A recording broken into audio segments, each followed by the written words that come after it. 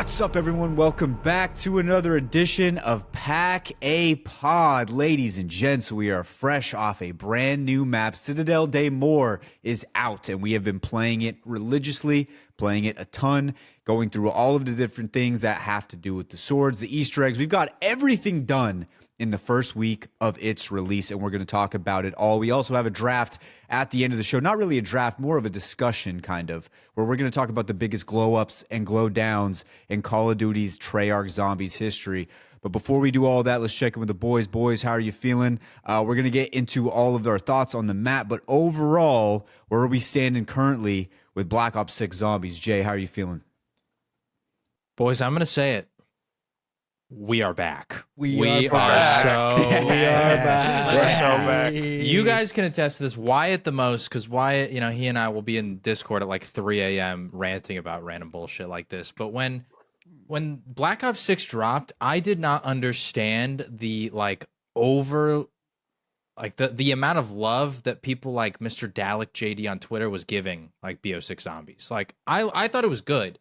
But they were acting like this was like BO3 pretty much. I felt like they were giving it so much glaze, and I just didn't get it. With Citadel de Moore, boys, I get it. I understand. We're back. We're so back. And what we had talked about before we had started the pod again, which was, we had started this podcast a while ago, just me, Richie, and Kyle. And when there were talks about bringing it back because of Black Ops 6, the one thing I kept saying was, it looks like they're putting a lot more effort forward in marketing. It looks like they're putting a lot more effort forward in kind of separating it as its own entity, which in past games, they hadn't really done a whole lot. It was kind of like new multiplayer DLC pack #1. Here's this map, this map, this map, this gun, this skin. There's a zombies map, this map. And then it was kind of like it was always dug underneath everything else.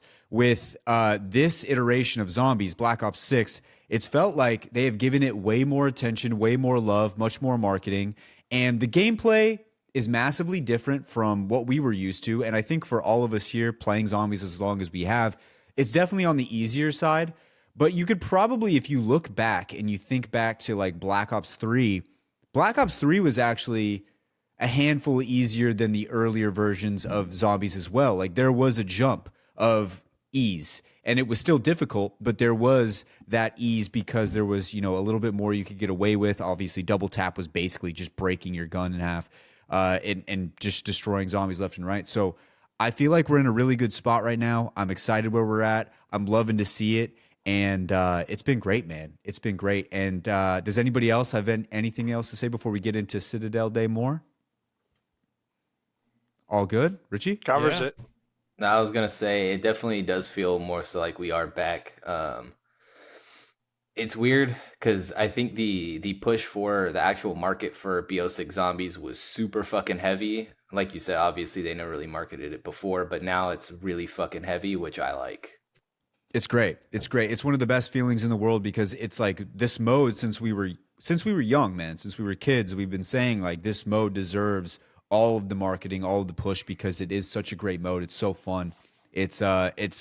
Really, between, if you go back and listen to how we talked about it, this is how me, Kyle, and Rich became close friends, was playing Zombies all those hours. And same with Jay with his friends, same with Jumba and his friends. So it's it brings together a community, and the Zombies community is my favorite, man. It's one of the best. So, ladies and gents, let's skip all that. Let's get into Citadel de Moore, the brand new map. Featured 4 bastard swords. It featured an all-new Easter egg, a whole new setting, and an advancement in the storyline of what BO6 is planning to be. I guess I'll kick it off here. I think Citadel de Moore is one of the best maps that they've released in recent memory. I'm not just saying that out of hyperbole. I really think that this map feels great. What we had said last week on the episode before, one thing that I had said that I wanted to see from this map was tight corridors. That's what I really wanted to see. I wanted it to be tight. I wanted it to be a little bit more difficult to escape the hordes. In Liberty Falls, in Terminus, there's a lot of area that you can escape, you can run away from. In this one, they definitely closed it down. Now, that's not to say that there's not areas where you can run trains. Obviously, the spawn room is one of those that comes to mind. And there's also that one room with the pool down below. That's another one where you can kind of run. But other than that, I mean, it has been, there's a lot of tight hallways. The area where you can get all the bastard swords, that one, it's a little open, but it's deceivingly open because you can get stuck there very quickly, especially if more than 2 of you are in there. That's the one thing I wanted to see, and that's what I got. I'm very happy with it. I'll throw it on down to Jumba. How are you feeling with the map overall? Dude, I love the experience when you played it.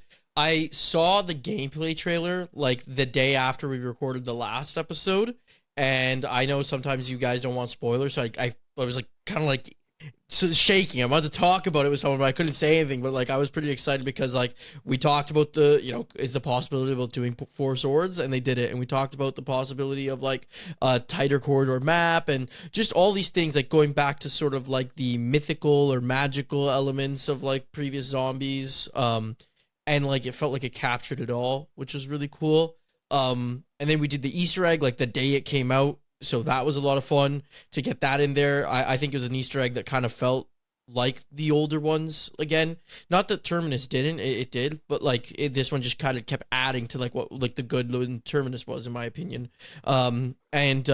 So yeah, just like, hit a lot of those right notes. I think it's almost like the perfect time for me now to actually go back and play Black Ops and Cold War, because we've done like I've seen the 2 Easter eggs for Terminus and then Citadel de Moore. I got to do Liberty Falls, and then at that point, like I'm down to keep running these maps because I love them, especially Citadel de Moore. Like it was a ton of fun. I want to get way more gameplay in on it, but it just feels like the perfect time because like that end cutscene revealed some pretty cool shit, and I was like, I don't know what this means because I haven't done anything with this side of the storyline, but I feel like I need to go back and now learn it, because like why did this guy just reveal that information at the end? I don't know if we want to like drop spoilers here. No, so what we'll do is when we start talking about the Easter egg, what we'll do is we'll put a quick little spoiler alert so nobody gets it spoiled for them if they haven't done it yet, if they're waiting for directed mode, whatever it may be. We'll put a little message in there. We'll let it know. That'll be in the next section when we start talking about the Easter egg and our runs and all that kind of shit. Yeah. So I appreciate you holding back on that, and I'm sure a lot of other people do as well. Yeah. Kyle, your thought? Sorry. Oh, wait, I just had a couple more things. Yeah, I was going to say, I really like the swords. Yeah, hearing that like people in the community aren't liking the swords, I really like them. I've heard people don't like them for high rounding. Apparently, like once you get to high rounds, they're a little bit weaker. I think X-filled on like 36, and people were saying that they don't one shot after like a certain time. But I don't know if that's like without melee macchiato, because we didn't sweat. I haven't been past 36, so I'll have to try it. But I heard like once you get into the 30s, like it's not one shotting. I was definitely one shotting, so I don't know about that. And I was watching a guy on like round 696 right now, and I saw him still one shotting. So maybe like he didn't have an insta kill, so I'm not sure. So I gotta understand more about why people aren't liking them. That's the only reason I've heard is the high rounding. But I thought they were fun. We'll talk about like maybe the swords individually after. Like I know we're gonna do that. We'll get there. And then the last thing I was going to say was, I guess my big disappointment, if I had to really go with it, was no manglers. That was that's tough. Yeah, that's tough. We needed manglers in this one, man. We needed manglers in this one. German super soldiers in France. I needed some German super soldiers in France. I needed them in the castle, man. That was a big disappointment. Jumbo, I'm with you on that. Okay, I want to say how refreshing it was to not have to deal with those stupid mangler blasts that like knock down your entire horde and track you around corners and all that BS. It was nice not to have to deal with manglers. It would be super obnoxious on this map. But I thought the Doppelgast was pretty good, because the Doppelgast, I mean, especially because like even at 36, for 4 people, I didn't think we were getting like boss spammed like out of our asses. So I thought like it was like good. But they were terrifying. Like those shits, when they start fucking running at you, I would like freak out. But then after, like, they're pretty easy to deal with, that I found. So like I was like, it was fine after. The amalgams, on the other hand, I got stuck in the dungeon once with amalgam. I was like, help me out, please. And then, like I think it was Kyle or like Richie had to come like run back, and we're all shooting them. And yeah, anyways, but yeah, that was pretty much everything I had notes for. Kyle, your thoughts? I think the map overall is a great map. I think it's a lot of fun. I think the swords are like kind of like a new twist on an old thing, which is nice to see. I thought most of them felt pretty good. I mean, the lightning sword is shit, but other than that, all the rest of them are great. I I think that the map itself is like really fun. It gives you a nice environment to play in. The boss fight was great. I thought all of it going together was awesome, and it seemed really on theme for like what we're looking for in zombies, and it felt really good to play. I haven't played high rounds yet to try to get to a high round yet. I want to though. I want to try to see how far we could push it, and see if like what we could get to potentially. But it seems really great for the most part. My only thing I really didn't like about the map is it felt kind of small to me, but like that might just be me. But No, it's definitely just, smaller. yeah, it seemed like the map was just smaller than like what I'm used to, and it seems like it's just not like I felt like the BO3 maps were like super big, like they were gigantic. And then we get to these maps and it's like, it's decently sized, but it's not like as big as the other ones where I feel like I had to traverse through a lot more to get to the spot I needed to get to rather than just be like this. I'd say it was average size, and I think average is actually really good. So, Average Yeah, is really honestly. good. You know, Average is great. average is one of That's the what I best. hear though. A lot of people say average Yeah. is good. He got the job done, right? It as gets an the average job size map. done. It Gets gets the the job job done, and Like, that's really all that matters at the end of the day. Jayhawk said it was one of his favorite maps of all time. Put it top 10. So top 10 with an average size map, I think that's really good. Yeah, Yeah, and I think I Sure, that still bodes think well for all size of us. matters. You know, I think Maybe sometimes that- it's about yeah. quality. You know, Uh-huh. I don't think size determines quality. That's all I'm saying. Yes, exactly. You know, I think that's a great point made by Jay. Richie, your thoughts? I don't really have any complaints. I do like the map a lot. It was a lot of fun running it. To touch on like Kyle's, take about the map not being big enough. I kind of like the aspect that they're going back and kind of scaling down the maps a little bit, just because I don't know. I'm used to playing Black Ops 1 and Black Ops 2 zombies, and those maps aren't that crazy. So I kind of like that aspect of it. I do feel like there definitely is a lot of open space, especially over down by Speed Cola in the little tunnel, or I guess underpass. Other than that, I mean, it's definitely nice not to have to deal with the special zombies, whatever you want to call the them. manglers. Yeah. Other than that, I mean, I have no complaints. I liked it a lot, and I finally got to use the new trap. It was okay. I don't know. I just wanted some cool traps. If Richie, are you listened to like our our- last episode? Are you like a resident trap guy? Because you've brought up traps a good amount. I think you're a trap guy.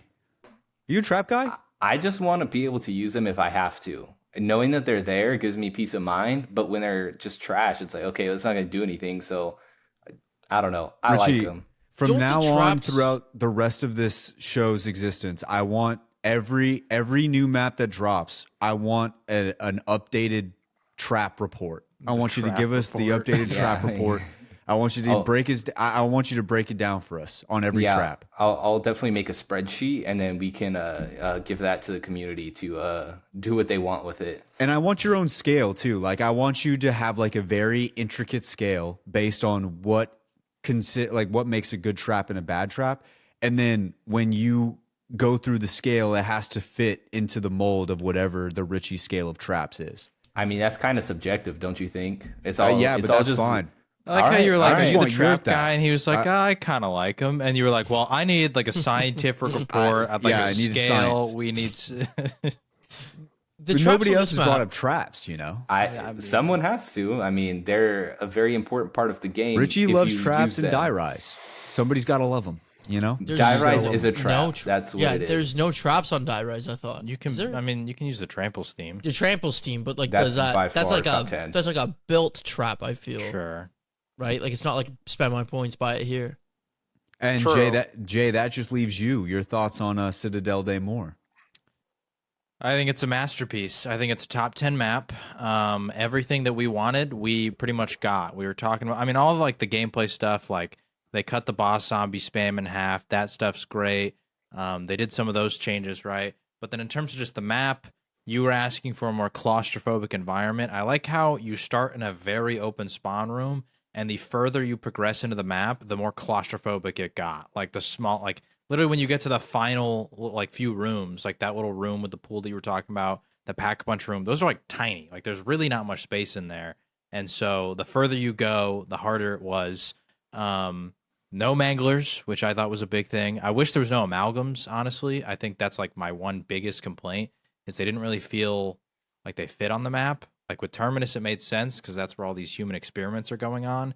How the heck did they get these like weird amalgamation experimental like things that were in the middle of the Pacific? How did they show up in France? That's the only thing I don't get. I mean, I'm sure there's some dark ether teleporter type of reason, but I kind of wish they didn't exist because I feel like the doppelgangers would have just been fine by themselves. But the Easter egg was fantastic. I like the swords. The ambiance was great. My big thing that I really wanted was to go back to like, we're in this kind of environment, but there's some sort of like deeper, darker mystery, like mystical, magical thing going on. And that's exactly what they delivered. Like that little moment when you start the cutscene, or when you start the in-game cutscene to begin the Easter egg, and Kraft like turns purple as he's like speaking Latin to you or whatever language it was. Like that immediately gave me chills because I was like, hold on, like this is different. You know, on Terminus, we don't have any of those like mystical, magical moments like we did from BO3 or like Origins or some of those maps. So I think the map's honestly, like I said, top 10 map. It's elite. Yeah, I think going back to your ambiance thing, there was a lot of questions called to Black Ops 6 Zombies early on because of the ambiance with Liberty Balls. And when it first came out, they tried to change it, and I respect them for trying. But there's only so much you can do with a small town in Virginia. So that's what they tried to do. And then Terminus, I felt like Terminus had the feel. Right? Liberty Balls didn't have it. Terminus had it. And then you're like, what are they going to do with this next map? Because they've been saying that there's going to be one releasing before the new year. What's it going to do? I think if there's anything that this map did great. Wait, that next map's coming before the new year? This map, Citadel. Oh, Citadel okay. de Moore. No, yeah. The next yeah. one's probably the going next to be map's not a coming while. until- It's going I to be saw a some little video bit. So about, we're going to like, have these three the maps for a timelines. while. It could be like, Yeah. like February, March, Okay. April area. I heard April. That's fine. That's Yeah. fine. So it's going to be a while. But so the one thing I think this map nailed 100%, 10 out of 10, no matter what, the ambiance. Perfect. Reminds me exactly of what a zombies map was. And I remember when the Liberty Balls discourse was coming out, where there was a lot of like zombies, you know, they're going to side with zombies no matter what, which, you know, we need to have some of those fans. But I will say that, you know, sometimes you need some criticism in order for things to get better. But there were those fans out there that were like, you're just mad because it's a daytime map. No, we're mad because it just doesn't feel like what Jay was saying. It was like there's a deeper thing going on here. There's a deeper purpose going on. Citadel de Moore takes place during the day, and you could feel the ambiance. There was a definite different feel to what we were playing on Citadel de Moore. They nailed it 100% perfect.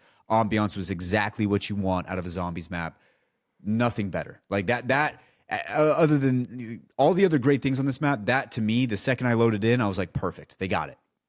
The one thing I wanted to add too, the moment we played our first game, it was me, Kyle, and Richie. The thing that immediately stood out to me that I think really gave me like a nostalgic feel for old zombies was the round change music. Terminus and Liberty Falls round change music does not feel like, it doesn't stand out to me. It just feels like some sort of thing that's happening.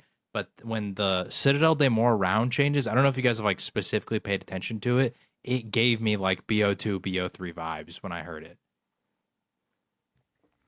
I did not look into that. I got to Did pay not- attention to that. Did not pay Yeah, attention did to not that. pay attention. I to like It's a that. small as you thing, say though. it, like I do kind of remember now that it was like different, and it felt like I see what you're saying. I just didn't pay attention to it in the moment, so I'm almost like excited to go back and like pay closer attention. But that now. is one of the small things because like we talked about it off pod where it was like Liberty Balls, like you're like, oh, the round changed, but you don't even realize the round changed. Whereas in all the older versions of zombies, you always knew when a round was changing. There was always that like, okay, we're going to a new round. Boys, let's talk about the bastard swords real quick. Okay, we got to talk about the bastard swords. There's been a lot of discourse around the bastard swords. I'm going to start off by saying I understand where people are coming from, saying the swords aren't that great. I just disagree. I just think they're cool. I think they're great. I think they're awesome. A lot of the discourse is they wish that that they wish that the sword would hit more than one zombie at a time.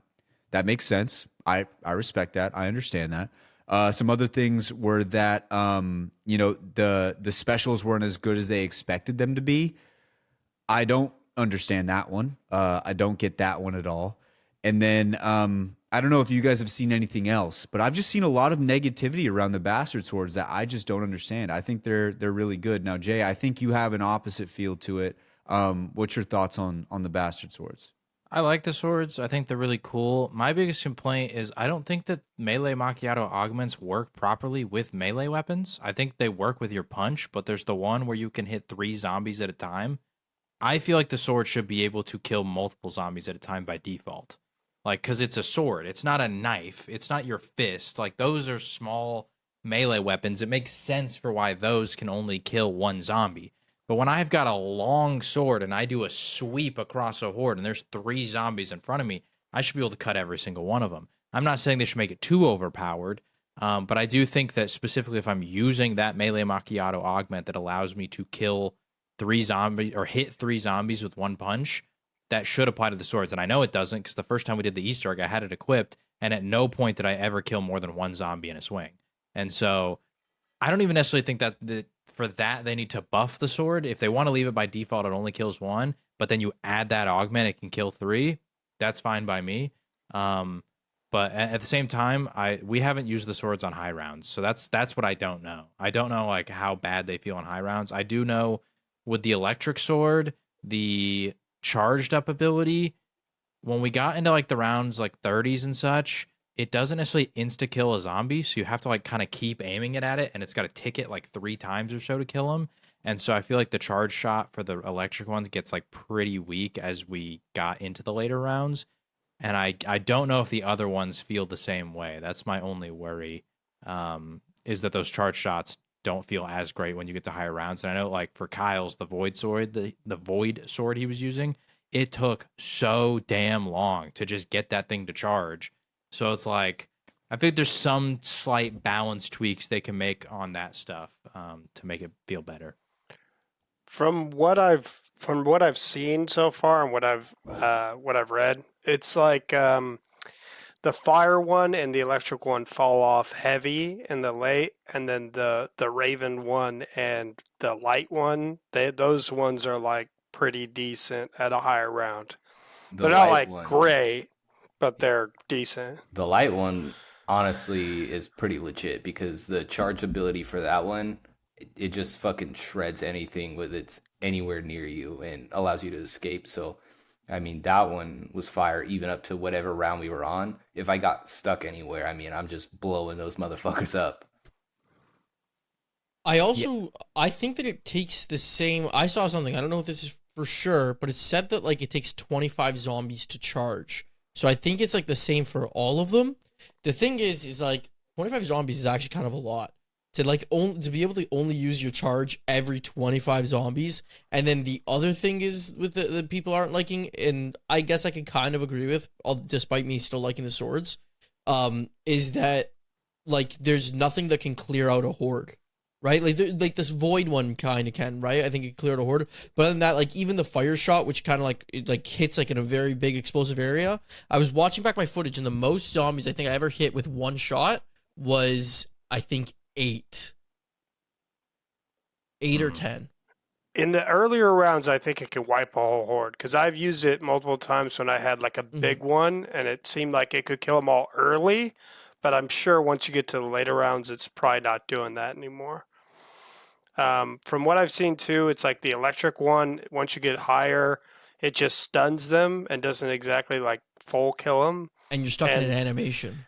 Yeah, and the fire one, it like shoots them and blows up, and then they just fall over. And like some of them will die, but some of them will just get back up and then start chasing you again. So that's where I think like the void one, because they just get sucked up and then they die. And then the light one, because if they just touch your shield at all, they insta die. That's why I think those two are like goated for the higher rounds, but the other ones are just not. Yeah, I think that a lot of times too, when it comes to this type of wonder weapon, super weapon, whatever you want to call it, a lot of times those weapons aren't used for high rounding anyway. I mean, when it comes to, I think the bows you can use for high rounding, and I think the stabs you can use for high rounding. So that's kind of what you're pairing it up against. But a lot of times on these maps, a lot of these weapons aren't used for high rounding. So I understand where they're coming from with the hordes thing. The high rounding thing, Obviously the Thrustodine is always going to be good because you don't have to worry about ammo and different stuff like that. You could say the same about the Paralyzer on Buried. Some of those weapons are going to be much better equipped for like a high rounding experience than these other ones. I think though, if you just take the swords as they are and what they're going for, what they were trying to achieve with them, I think they're actually doing a really decent job. And I do agree with Jay. If you do have an augment that says you can hit multiple people with melee, you should be able to hit multiple people with melee. The thing I do know with the augment is I'm pretty sure it says the word punch. And so that's where I was like, oh, that's why it's not applying, because I think it specifically says punch. But that's where I'm like, why not just let that apply to the knife and the swords and all those things if we use it? I don't know. I feel like it should. Because when you run melee macchiato, I don't know about you guys, I've never ran it to just punch. I've always used it to use the always melee for my weapon. knife. Oh, yeah, yeah. Always for with the my knife. Yeah. And the drill, So, like, whatever you're using. Yeah. So let me hit 3 people with it. Even if it has to be, because I know for like the drill and the knife and all that stuff, you can hold left trigger and do like a charge shot. Even if it's like, okay, we're going to restrict it behind, you can only do the multiple hits with some sort of charge shot like that. That's fine. But it should be able to apply, I think. Yeah. No, I agree. Now let's do it, boys. Let's do a quick ranking where we got these swords at. Because I think everybody agrees. Out of all the Out of all the wonder weapons? Out of all wonder weapons, or just ranking the 4 swords? No, just the 4 swords individually. Just the 4 swords. Oh, okay. I think the light sword's the best one, actually. It is. Because I was it gonna heals say you Void. and kills everything close to you, which I think is like it's basically like a more OP version of Frenzied Guard. And then you can also use Frenzied Guard with it. So I feel like you can use the ult, then use Frenzied Guard, then use the ult, then you know what I mean? You can just like swap back and forth between the two. So I feel like that one's kind of OP, and also I'm pretty sure it heals your teammates too, which is pretty gross. Yeah, the incantation too. So if you left trigger and punch a zombie, it'll do splash damage to all the other zombies. So it'll kill a few at a time. Maybe that's just because I had melee macchiato.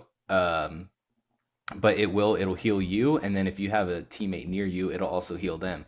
So especially for like something like a boss fight, or if you're just training and you have somebody run by you because they got fucked up in a horde, you just punch a couple zombies, and they'll get healed on their way by you. So I think that is kind of goated. Yeah.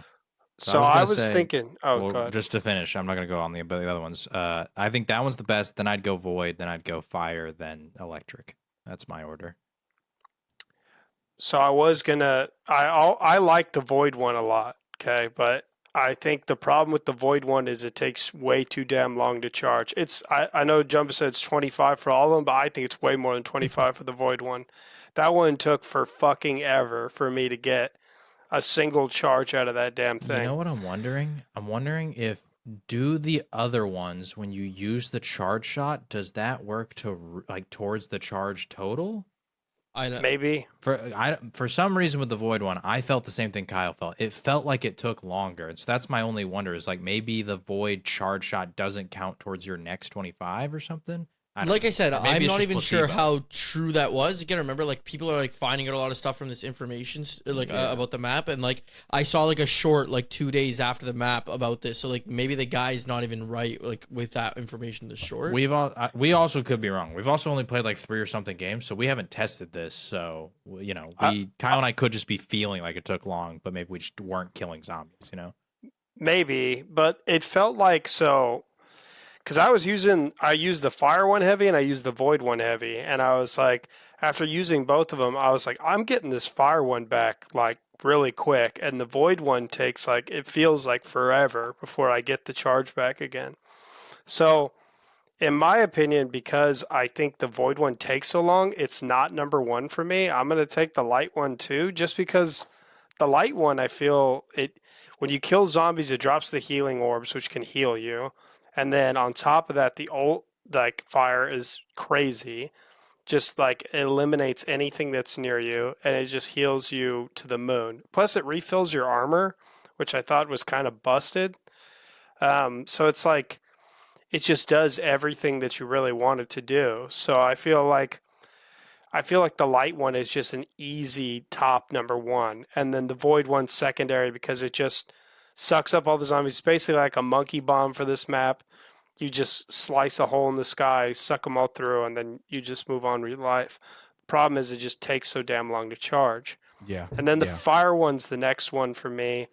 I feel like being able to shoot a blast and blow things up, it's always fun. It's good. The lightning one sucks because you just shoot a Kyle beam. hates the lightning one, dude. Dude, it's so shitty. Kyle hates it. You shoot a beam for like 20 years and you're like, oh yeah, and then it's just you're stuck in the animation. It's just fucking sits there forever, and then it takes forever to kill a giant horde, and you're like, all right, we're done. And even when you shoot a special zombie with it, they're just like, yeah, I don't really give a fuck about your lightning. I'm just going to run up and beat the shit out of you while you're shooting me with That's this. what I was going to say. To anyone, because I've used the lightning, I feel like the most out of any three of us, because I used it for both Easter eggs. If anyone is defending the lightning, go fight an amalgam with it, and you will feel true fear as you are charging, and it's not killing you, and that thing is still coming, and you're like, I'm stuck in this animation. I can't do anything about this. How would you guys feel about if they were able to be charged by shooting your gun? Like getting gun kills charges them. So I will say this. They charge over time, even if you don't do they? kill things with it. Yeah. Okay, because I thought I noticed one time, like I did like put it away and it came back charged, but Yeah, it charges over time if you don't like use it, but it takes longer. And then if you actually use it, it comes back faster. I noticed that when I used the Raven one, because I was like, man, this thing's really not coming back, because I was just shooting my gun the whole time. And I was like, maybe I'll just try to kill things with it. So I tried that. It did come back faster, but it still took for fucking ever before I had the thing back. Yeah, So- I agree with everybody's ranking so far. I do think the Void one's really good, but I will say I've had the least amount of time with the Light one. I love the Fire one so much, and it hurt to hear that people were saying that the fall off, it drops off real bad in the higher rounds, because I haven't really gotten to those higher rounds yet. But I love the Fire one so much. The chaos that comes from the Fire one is so fun. I just love just launching basically a nuke into a horde and they're all dead. And you're just like, hell yeah. The lightning one, I agree. It does suck. The fact that you're stuck in that animation. And it's funny too, like just you're shooting a lightning bolt out at an amalgamation and nothing is happening. Like you're just sitting there, nothing's going on. So yeah, I agree for the most part. I just really love the Fire one. I think if I could rank them just based on favorites, I'd have the Fire one at the top. But I do agree that the Void and the Light they're definitely the best two that you can have in your arsenal. I had the Fire one, and then Wyatt, you had the Fire one. I know we're gonna talk about this, but I'll just say is like, so like I didn't know like there was a charge shot, and then one of the guys told me like there's a charge shot, and so all of Same. a sudden I do it, and the first time it happens, I'm just like, holy shit. And I loved going back and watching your reaction. Yeah, when the same thing happened, and then all of a sudden you're like, wait, what? And you press it and like a nuke explodes. You're like, oh, what? Like you're like, Yeah. like it's just Based like, on- like if I had the electric one, I think it would have been like a little underwhelming if that happened. Even the light one, even though it's good, I think it would have been a little bit underwhelming. But like once I saw the explosion, I was like, whoa. Yeah, based on just pure reaction, the first time you hit the Fire one, you're like, holy fuck. Yeah. Yeah, it just hits differently. The funny thing is like, cause it makes such a loud boom and shows this big, huge explosion. There's a couple times where I just shot at some zombies. I literally see, cause I have the text that comes up. It's like X3 zombies. I kill like 3 zombies, but I feel like I did a lot cause like it's making the noise.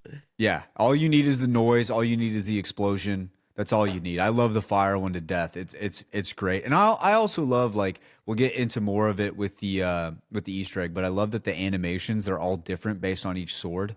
I'm a big animations guy. I do them in all the different games. with I'm the a big inspects. I'm a big inspect guy, and I love the fact that all 4 of them were different. All 4 of them were different. So, boys, anything else about Citadel de Moore before we go into the Easter egg runs? Anything Hold else we want on. to throw out there? Let me just double check because I had notes Oh. here. I got something. Yeah. Vulture Aid. I got to talk Huge. about my wife real quick. Me and Vulture Aid in a previous draft, I got married. I might be filing the papers, boys. I might be filing the papers. I might be a free man. I might be single again, because I have liked a lot of the glow ups they've done for some of these other perk machines. The Vulture Aid one becoming an actual vulture. Listen, I get it. You got to do it. It's called Vulture Aid. You got to do it. I don't know if I could put. I'll stop right there. We need to save this for there's this discussion later in the video, because Should- what you're about to say, I think at least Kyle and I, based on our facial reactions, heavily disagree with. Oh, okay. All right. Yeah, I'll save Yeah. it then. I'll say that's the only thing I had. Anything else? Jumbo, you were looking at something. Before you move on from Ultra Raid, I do want to say it's just really nice to have a perk where I can just like guarantee I get extra salvage. That's just nice. You know what I mean? Salvage big. Goated perk. Some might say the best perk in the game. Highly disagree with that statement. That's absolutely Best perk in the game, ridiculous. baby. Yo. Definitely not. Best Absolutely perk in the game. ridiculous. Easy. Yeah. Absolutely ridiculous. No, but like I think it. I correct me if I'm wrong, but I think it also increases drops like max ammos and like those types of drops. Because like remember how we said we felt like we were getting more. I think that like that might have been Vulture, because Vulture just says it increases drops from zombies. I don't know. I don't think power ups are considered drops. Goated perk. I don't know I about don't know. goaded. It's I useful, could be wrong, but I think don't know drops about are goated. like ammo, money, salvage. That's what I Well, think drops first of all, are. I also And, want to like, say tacticals and all that shit. you'd never get ammo any other time. Okay, I was getting so much ammo from that and plus it gives you so much shield. Like I'm just Plates. Yeah. piling that shit The on. plates were great. Plates. The plates are great. Yeah. Yeah. Yeah, like there was like, especially when I do the whole explosion, I just see a million plates on the floor. I felt great.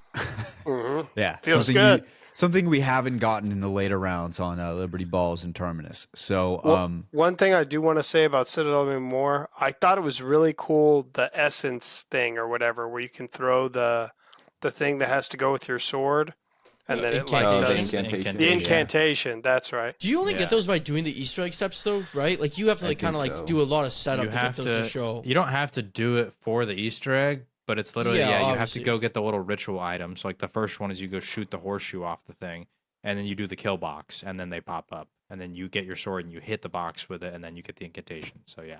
Okay, I and think then those things were goaded. yeah, those are pretty cool, especially because like that would be another thing I would say, like if it helps charge your like swords faster. Like I know they charge over time, but like imagine like you could use the incantations to charge them, or not just the incantations, like each sword has like an ammo mod tied to it if they want to make it that way, They and already something do. like that. But like does the ammo mod then charge the sword is what I was kind of saying. I don't know that. I know with the electric one, when I'd hit zombies, occasionally dead wire would trigger, and I would get dead wire kills. I'm sure the fire one triggers napalm. The light Yeah, one probably yeah. triggers the light mend thing. So yeah. And then, okay, here's the last thing. I was asking this earlier about the traps, because I actually didn't even understand what the trap was doing when we had to stand up for the Easter egg step. Does it just give you like unlimited ammo and like you can't get damaged in it, or how does the trap even work? I saw that like a high round strat. I saw someone talk about that. I actually had no idea how the trap worked when we used it. Trap guy, Rich? Yeah. So this trap guy here, I only used it once, and it just looked like it just shredded the shit out of zombies. I'm gonna be honest. I don't know anything other than that in itself. So Are you I talking have about the no one idea. on the Trap guy floor? Rich. Yeah, the ones on the floor. Oh, you're talking That about we those used for the traps. Easter Sorry, egg. sorry. Okay. I Yeah, didn't know there was that I other don't know. traps. I didn't see other traps. Oh, the one by the cannon. There's a trap up there. It's a new trap. Oh right, yeah. I gotta check that out. Yeah, no, the ones on the floor that we used for the Easter egg. I think they give you like unlimited ammo because of the fact. First of all, those traps only show after you open a pack a punch, which is pretty cool. But then like, because the reason I say that is because right now one of the strats for like at least getting into high rounds apparently is to take like forget what the rocket launcher is and literally just like pack a punch it, max it out, sit on the trap, and then just shoot at your feet and kill the zombies in your I just general area. searched it. It gives you increased damage to kill zombies. That's Yeah. what the trap does. Double tap. I will say Yeah, it's I kind guess, of underwhelming for a trap. Well, Trap guy when proves Richie that when Richie message. goes through and calibrates all of his other traps and puts it into his rankings and his scale, then he will let you know if it's actually underwhelming. And I did have one more last question. This is the other thing. How do you guys feel about like infinite damage wonder weapons on maps? Do you feel like they're like, you know, that's what makes a wonder weapon good? Like it's got to be infinite damage. It's got to be something that could take throughout the whole game, or do you want it to like taper off at some point and like, you know, not be useful? I guess. So, oh, go ahead, Jay. I was just gonna say, I feel like there has to be a drawback of some sort, and I feel like if you always did infinite damage, the drawback would always be ammo count, Ammo. which I think would get repetitive. So I don't want every wonder weapon to be infinite damage because, like, you know, like when you have like an apothecant servant, like sometimes it just becomes easy. You know what I mean? Like the game's not really fun anymore. Like it's fun when you first use it, but when you like are a really good zombies player, all of a sudden it's just like hoard them up, shoot. Okay, now I'm gonna go hoard them up, shoot. You know, like I love the thunder gun, but sometimes it gets boring. So I wouldn't want every gun to be that because then they wouldn't feel unique. It would just be like, oh, here's another version of the thunder gun that has 12 shots and does infinite damage. You know what I mean? So, I like when some of them are infinite damage, but I'm okay when they're not always because then the other drawback you can have is the fact that it will fall off. You know what I mean? Mm-hmm. I agree. Yeah, I kind of agree with the same thing. I just like them to be different. That's why I'm not so upset that these aren't used for high rounding. I just think they're really cool. They fit the map well. It's something that we've been asking for, right? Like the Manglers did not fit Liberty Balls. Like, I think the reason it feels tiring that they can't be used for high rounding is because on every map right now, the high round strat is like Mangler injections, and it's still the high round strat. It's Mangler injections. Even with the jet gun, it's still Mangler injections. So it's like that's what I think people are like kind of struggling with. It's just like we have no better. But the thing is, unless they like completely remove a Mangler injections or like nerf the crap out of them, I don't think that there will be a better strat. Maybe I'm wrong, but it's like it's got to either be like an infinite damage, like sick trap that like you could just keep hitting repeatedly, and if not, I feel like even with that, you're gonna use Mangler injections in the meantime to speed it up and then hit the trap again. Like I feel like that's just what's gonna happen. Well, I mean, even in the old maps, like the high round strats were usually revolved around a trap or something that you didn't even like. You didn't even use the gun. It was like the high round strat for 5 was just the one electric trap you had in the top. You just make a circle and then just run around, and then activate the trap. Wait for the cooldown. Make another circle. Run around. Activate it again. That is because that Winter's Howl sucks, though. Like, so they got no other option. Disagree. The only counter I will say to this is that at least back then there was a variety of high round strats, because like Origins and Dreisendrach, for example, it's to get the electric bow or the ice staff and to sit in a certain spot and just sit there and let it like just do the charge shot and let it go crazy for you.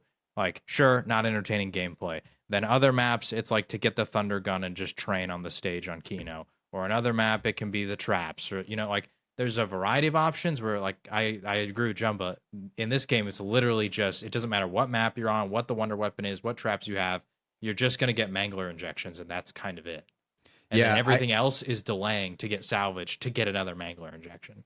I guess the biggest argument you could say to anything though is that all high round strats are basically pretty boring. You know, like that's what it comes down to at the end of the day. Although me and Jay accidentally tuned into the Verrucht high round strat or high round record being broken, and that was actually highly entertaining until until like 2 minutes had passed. And we're like, okay, he's just doing the same thing over and over and over again, and then you realize you're like, yeah, it's all kind of the same thing, you know? Yeah. This guy, what was the round he was on? Wyatt? It was 255 or something like that. No, it was because this was World at War. This was like way higher. This was like 2,000, 3,000. He was in the thousands somewhere. Should I look it up? Look it up. On Zombie World Records? I can't remember what it was. It was something like stupid high. Maybe it was in the 200s. I can't remember. Maybe it wasn't even World at War. But anyway, it was World at War. It was World at War for when sure. we tuned in, he literally, this is a complete aside, completely unrelated to BO6. When we tuned in, all of a sudden he has this round where he almost dies. Like he almost throws the run, and he's like 2 rounds away from breaking the record, and he pauses and just walks away. And he doesn't have a face cam or anything, but we know he walked away because he just pauses and just, you can like hear like him like sigh, and you know like his heart is beating out of his chest. He's freaking out. Like in that moment, he had to like go recollect himself, and I thought it was hilarious because I can't imagine. I think he had some timer that was like the total time spent on this Verrucht map, and it was like literally weeks. And I could not imagine investing that much time coming that close and having that scare that he almost had. The sheer skill it required for him not to die was actually insane. Is the strat on that map? Jay, you might have been right. It might not have been. It had to have been World at War though. The second I watched it, I was like, "That's World at War." I feel like it was BO1. I looked at BO1 and because remember he was French. Did he have? I looked quick at revive? BO1. It wasn't French. I looked at World at War. It wasn't French. He might not have submitted it. I mean, he might just post it. Maybe. It was a French guy. Right now, the current high rounds Verrucht record holder on World at War is Krups, an American. And the closest Frenchman to it would be 7. Maybe it was BO3, because BO3 there's also like Mega Gobblegums versions, there's Base Gobblegums version, there's no Gobblegums version, so maybe it's BO3? No, because when I feel like it was BO3 World at War has because he was using World at War guns, though. Yeah, that's what like I'm was saying. he? What was he using the flamethrower to do the strat? So basically, what he was doing is, the kitchen where there's like the knife, the cleaver in the middle of the kitchen table. There's the traps there. He had gotten to a round where it was basically insta-kill rounds, because at a certain point at World at War, it has to be World at War because they had insta-kill rounds. Yeah, at World at War, they're literally insta-kills. So he was using like one of the rifles and then like spamming nades. He was spamming nades in the window. Nade, just shooting, refill the nades, and like he was by the speed coal because that's what the nade wall by was. And then he would also cycle them through the electric trap too. When it wasn't the insta-kill When rounds. it wasn't insta-kill rounds, he'd go through the electric trap. So at the end of the day, I can't find, either he got his record already taken from him, or it wasn't actually a record. It was like a PR. It was no high round strat is ever that entertaining to watch. So, I get it. But I do understand what you're saying, though, that like the Mangler injection is just a very boring version of doing any sort of high rounding whatsoever. I just don't like that it's I don't like that it feels repetitive for every map. Like, even though they're all going to be boring, I did think it was unique. Though, like on Eisendrache, you're going to go to this spot with the electric bow, and then Origins, you're going to go to this spot with the ice bow, and then this map you're going to do with this trap, and this map you're going to do with this thing. Like, I don't like how on every map, and it's probably going to be this way moving forward, is just Mangler injection, get salvage, buy another Mangler injection, get salvage, because that's the infinite damage thing. You know what I mean? That's what I don't like. It's even like, I know we're not like going for round 1000 or 999, but it's like, it was even like for me, like that time I went to like round 56 or whatever, like it got to the point where I'm like, I could kill the zombie still, but I was just wasting my time. So suddenly I was just abusing Mangler injections. That's what I was doing. And I went through like 10 rounds just doing that until I think I just gave up because I just didn't want to do it anymore. No, I feel what you're saying. I feel what you're saying 100%. Okay, boys, let's hit a quick ad. I think it's time to get into the Citadelle de Moore Easter egg. Jay? Real quick before we do this, one question I do want to propose to you, because this is something you actually brought up that I thought was a good idea. I think there's 2 ways that we can maybe spice up the maps a little more. Number one, what if, like, and you suggested this, what if the Mangler injection changed based on what the zombie on the map is? So Terminus, maybe it's an amalgamation injection. And then like Citadelle de Moore, maybe it's the Doppelgast injection. And instead you become whatever that map's like main zombie is. You know what I mean? Mm-hmm. I thought that was actually a really good idea. And then number 2, because this idea kind of got spawned for me from the fact that on Citadel de Moore, chopper gunners are actually kind of ass. Because when you're in the castle, Richie, found this out, and I found this out right after, even though he told me not to do it. You can't shoot inside the castle with a chopper gunner, obviously, even though there's that one room with the hole in it. Even if you're in that room, you still really can't. So the only time they're useful is in the spawn room and like out in the town. So what if they just sort of changed up what we got based on the map? Because the chopper feels kind of useless on that map. What if they gave us some sort of new thing? Gave us Black Ops 1 dogs. Sure, like I mean, literally just something different. I don't even know. I don't have an idea that I could propose. But in the spirit of changing the mutant injection from just being the Mangler, what if they also could change like the chopper into something more useful per map? I think that would be cool. Mm-hmm. No, yeah, I thought that idea was good just because I had heard about the Doppelgast and I hadn't really seen it in action yet. I do think the Doppelgast is super easy to kill, but if you did have like the amalgamation as an injection, I think that would be nuts. That would be nuts. That'd be kind of sick. That'd be you could like throw your arm out, grab a zombie. Yeah. I just wonder if they wouldn't do that because it's the boss zombie and not the Mangler or the Doppelgast. Well, technically, if we want to be technical here. Yeah. So I just thought that would be a good idea. We'll see what happens in the future, though. Ladies and gents, let's hit a quick ad, and then on the other side, we're gonna get into the Easter egg runs. We've all completed it. All of us have completed it on different runs, but we've all completed it. Let's hit a quick ad and get into the Citadelle de Moore Easter egg.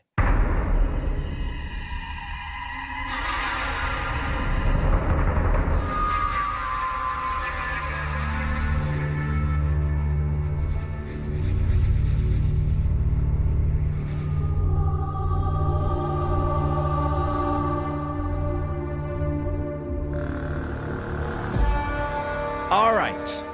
Citadel de Moore Easter Egg runs. Now, the first night the Easter egg came out, unfortunately, your boy could not be a part of it. I had some other things I had to get finished up. So it was Richie, Kyle, Jayhawk, Jumbo. They got it done on their first try. First try, correct?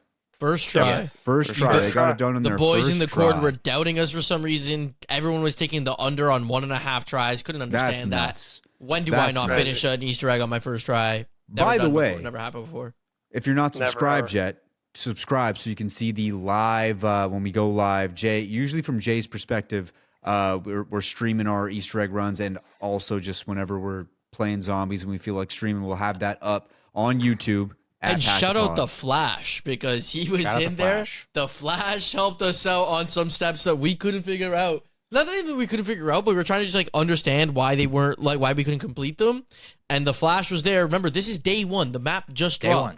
So like the Easter egg was finished like 5 hours before we're doing this, and so even though it's finished, there's still some stuff that like was developing, right? The Flash The had it. guides, you know, when they try to drop it day one, sometimes the guides have a little thing that's like, There's some nonsense. for example, there's one step that Richie has to do his specific sword quest, like to fill the mythic orb.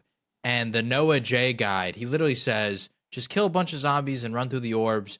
I don't really know what caused me to finish it. That's literally what he says in the video. So we try that. We're playing 4-player. He's playing 1-player. And I'm pretty sure based on how previous games Easter eggs, in 1-player, they're usually easier. They give you more time because you're by yourself, right? When we have 4 people, it goes really quick. And we failed like 3 times. And we're like, we don't know what to do. And then all of a sudden, I go pull up the Raffle Waffles guide. No offense to Noah J, but Raffle Waffles, that's my go-to guy when it comes to the guides. The No goat. nonsense. all No right? The nonsense. goat. There's no No nonsense. nonsense. No guys. nonsense. He tells us you don't even have to kill zombies. You just have to run through the orbs. His guide came out a few hours after Noah J, so a little bit more time had progressed. Realized what that step's actual thing was, and then we beat it. And I was like, okay, there we go.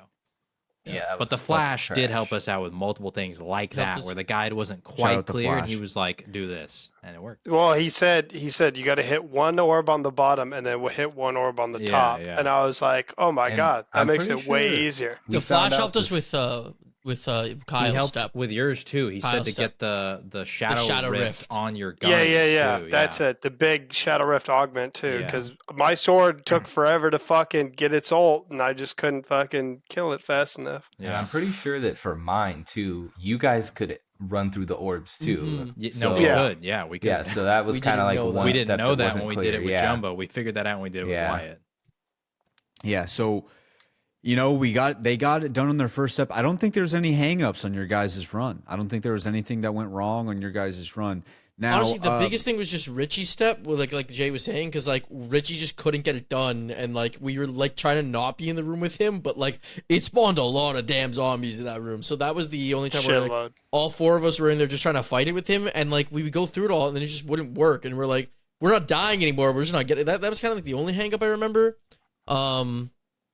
Yeah, I don't know. Like, We it was failed kinda on smooth. Kyle's a couple times too because failed- he we couldn't. failed. Yeah. We failed, but I felt like there was never stress. Not like anyone It was wasn't dying. stress. It was Yeah. just because his sword wasn't charging fast enough. So then once the Flash came in and was like, "Yo, get Shadow Rift on your guns," we literally beat it almost instantly when we did that. What also helps with that is when you get his incantation and you just punch Yeah. zombies in there too. So I mean that was a big help because I got his incantation and then I got the Shadow Rift on my gun and that was way fucking easier. Yeah. Yeah, like we all used it at that point, which I guess almost makes us think like we all shot for Kyle's, which could have made us think that like we could have all done Richie's. But again, it was day one. Like, what are we gonna really know there? Yeah. exactly. Now, when it went to my run, it was me, Jayhawk, Kyle, and Richie, and mine was the next day over. And you know, I guess the real only big issue was that you know, my graphic settings. I don't know what's going on with those. Jay's asking for symbols. I told him that there was a Well, octopus hold on. behind a We jar. need to set it Let's up. give some some stuff. context. Yeah, Give we need to some set up some context. stuff here. So in this specific step, there is two sides of the map that we have to be on. One person has to be in the bar, and there's these little flasks that have a Roman numeral 1 through 6 on them. And you have to, in order, interact with the flask, and it'll flash a symbol on the flask. There's another person in the castle at the bottom who has broken open this wall that has these symbols. And when you shoot one of them, all of a sudden they start rotating and then they pause. and you got to find the second one, shoot that one, find the third one, shoot that one. It's a little puzzle that you got to interact and communicate with each other, which I don't know how they make you do that solo, by the way. I wonder if you have to just look at all of them, memorize, and then go shoot. I think you'd have to That's do that. probably That's what what you I'm have to do. assuming you do. Anyway, so you have to do this, right? And Wyatt initially is holding the zombie, and I say, no, hold on. Wyatt's the only person, because at this point, me, Richie, and Kyle have already done the Easter egg with Jumba. I said, Wyatt's the only person who hasn't done the Easter egg. Let him do it. And so then you go into the bar, and you can explain what happened. Yeah, there. so, I mean, based on what I was seeing, I was just describing what I saw.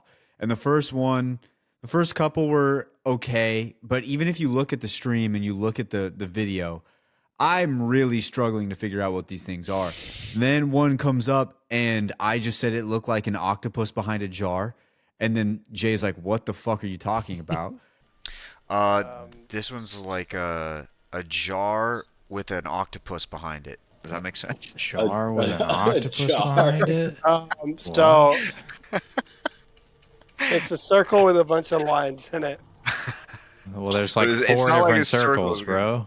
It's It's a more circle of like with a it's circle jar. with 6 lines in it. It's like looks like a worm mouth. Got it. Okay. Yeah, the dune worms. Yeah, that's a better description than a worms. jar with an octopus behind it, bro. Okay. What the hell? And then we failed it that one step. We had to redo it. And then the second time I went back, I was like, you know what? It looks more like a lobster. And so I say it looks like a lobster. Or is the lobster? The lobster?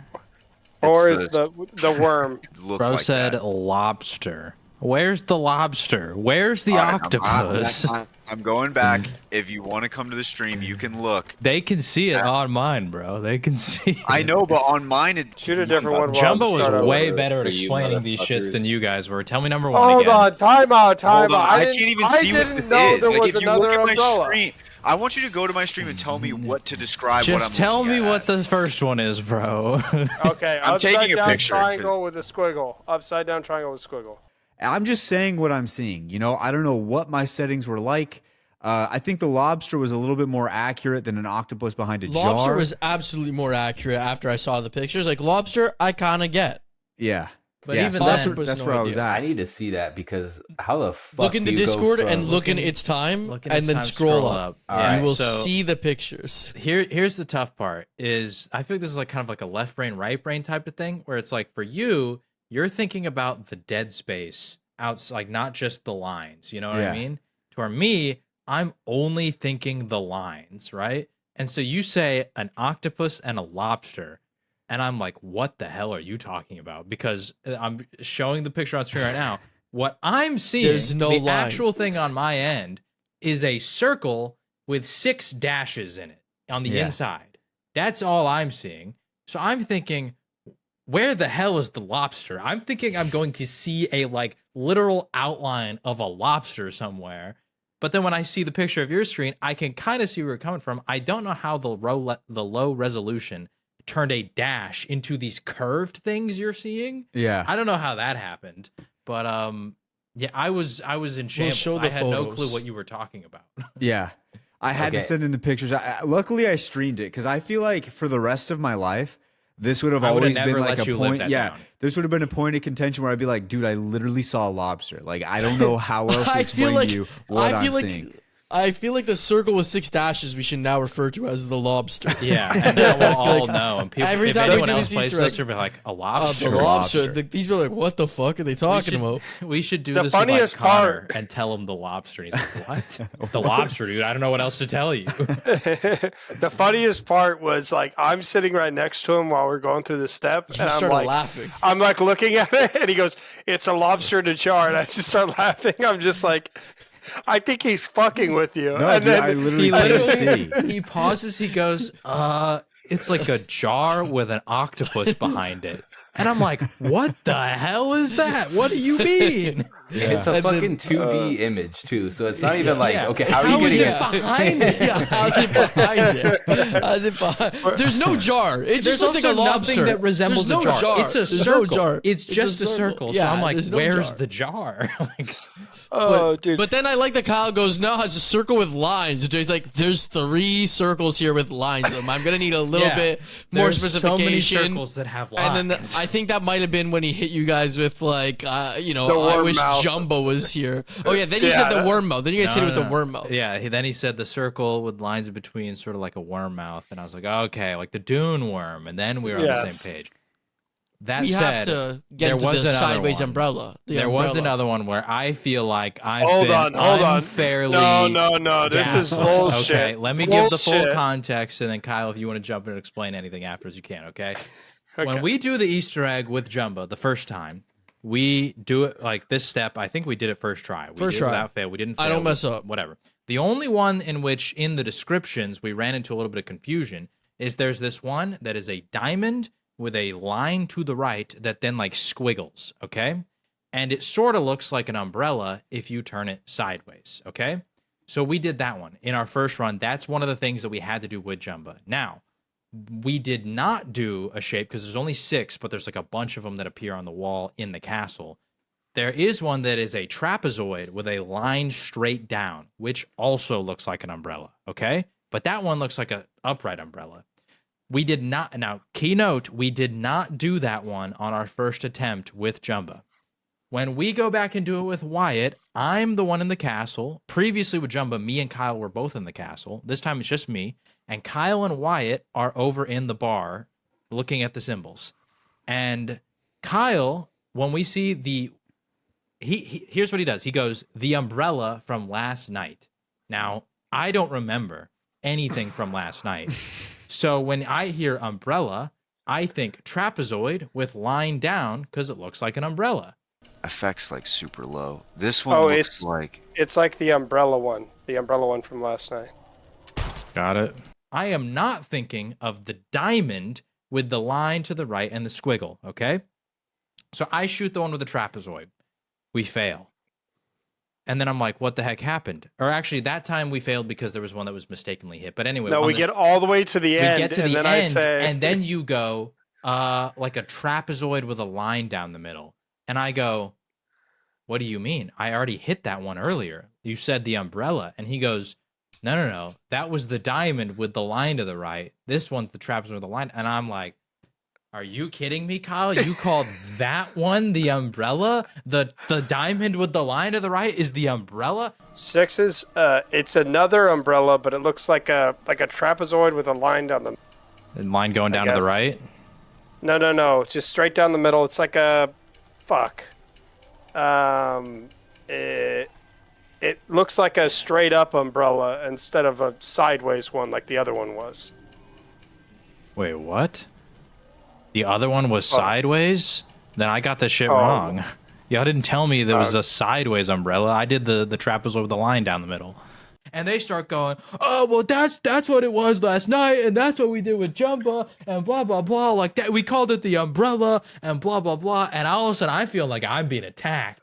When I feel like it's very clear, if you were going to call the diamond to the right, the umbrella, you would do what Jumba did, and you would say, sideways umbrella. And that is when I started going, I miss Jumba. He was way better at describing these shits. You guys suck. Like, And meanwhile, I'm fucking sitting in the little room where you get your sword, just fucking listening to them yell at each other back and forth. Like, Were bro, you in the dungeon with the crawler? Did you take I the might crawler have. to the dungeon? I might have, but I was like, You might have, son of bro. a bitch, bro. I'm about to go over there. What is this fucking octopus behind a jar? Fucking umbrella, not umbrella, now there's a bunch upside of down umbrella. bullshit. Like, There's what 2 the fuck? umbrellas. Kyle's gonna defend himself here, but I have to say and add my 2 cents that like I somewhat understand where Kyle's coming from. He sees the same symbol from last night. I know you didn't see it, Jay, but like he sees the same symbol from the previous night that I called a sideways umbrella. He doesn't know of the trapezoid one, so he just says the umbrella one.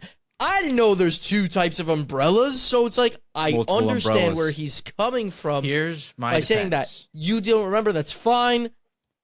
I mean, you're not on your A game. I don't know what to do about that. But Hold like, on. Here's Whoa, my defense. whoa. Kyle's defense is that we did that one last night, so therefore he remembers the board. that's what So I'm wouldn't saying. he also then remember that there's a trapezoid with a line down the middle, and that you said sideways umbrella, not just umbrella? Again, I'm speaking Okay, on behalf of Kyle here. Hold on. I don't know if Kyle remembered the whole board or just saw the symbol and goes, "Oh, we did that one last night, and we called that an umbrella." Like that's what I'm saying. Sideways umbrella. We called it a But sideways. then, like, you don't need the sideways anymore if there's only one umbrella. But there's not. Okay. Okay, hold on. Let me defend myself. In my defense, I did not know there was a second umbrella. Okay, I had no idea. I just knew of the umbrella we did the night before. That was it. That was the only umbrella that I see because I was the one shooting it the last time. So I was like, okay, that's the umbrella. So then when I said it's the umbrella from last night, you'd be like, oh, yeah, sure. You know what I mean? So, like, that way I thought you'd understand. But I didn't know that there was going to be a second fucking umbrella. I didn't even know until we got to that part. I even thought in my mind, I was like, oh, shit. As soon as the trapezoid with the line popped up, I was like, fuck me. Oh, I was so hold on. I was looking at it. I'm like, In the moment, you sympathize with me, but then when I go, why would you call that other one an umbrella? All of a sudden, you guys are like, "Well, f you! Should we called it the umbrella last night?" And I'm having to defend myself. I all of a wasn't even there sudden. though. no, as soon as it pops up, the sixth one, and and I look at it because we hadn't done the sixth one the whole time. We only got to the fifth one, and one had gotten shot before, so we didn't even get to the sixth one yet. So we got to the sixth one, and I'm looking at it, and I go, oh fuck! I go, it kind of looks like an umbrella. Oh yeah, I found six. Okay, what is it? Oh, What fuck. changed? They all changed. The other one is sixes. It's another umbrella, but it looks like a trapezoid with a line down the. And here's what I'll say to defend myself. The reason that I did not remember the one you called the umbrella as the umbrella is because I do remember that was the only one we got hung up on for a little bit, and then Jumba clarified and said diamond with a squiggly line to the right, and that's what I remembered was diamond. It's like it looks like what would be like I would call a sideways umbrella, or it's like a diamond with like a curl to the right. Like Diamond with a curl. and then like it goes straight and like curls. You know what I mean? Oh, Or I like- see it like right a here, side- Kyle. You see this one? Okay. I did not think umbrella. I did not associate umbrella with that one. I associated diamond squiggly line to the right. We actually didn't. We reviewed the clip together. We actually didn't get hung up on it very long. I just called it. It wasn't long. Yeah, I called it sideways umbrella, and immediately realized that that's not a good descriptor. And went, it's like a diamond with a like exactly. immediately though. Like that's the And thing, so right? in It's my like, mind, because Kyle and I are looking, and you go sideways umbrella, and we're like, and then you go diamond squiggly, and I was like, oh, diamond, perfect, found so it. like. Yeah.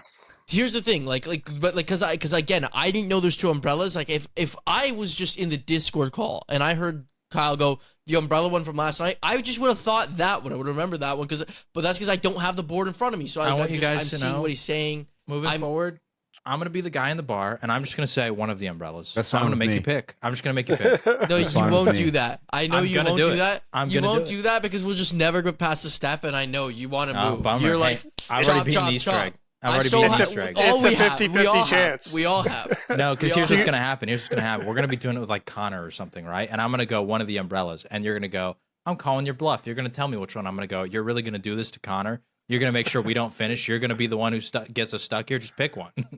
or I come to the tavern.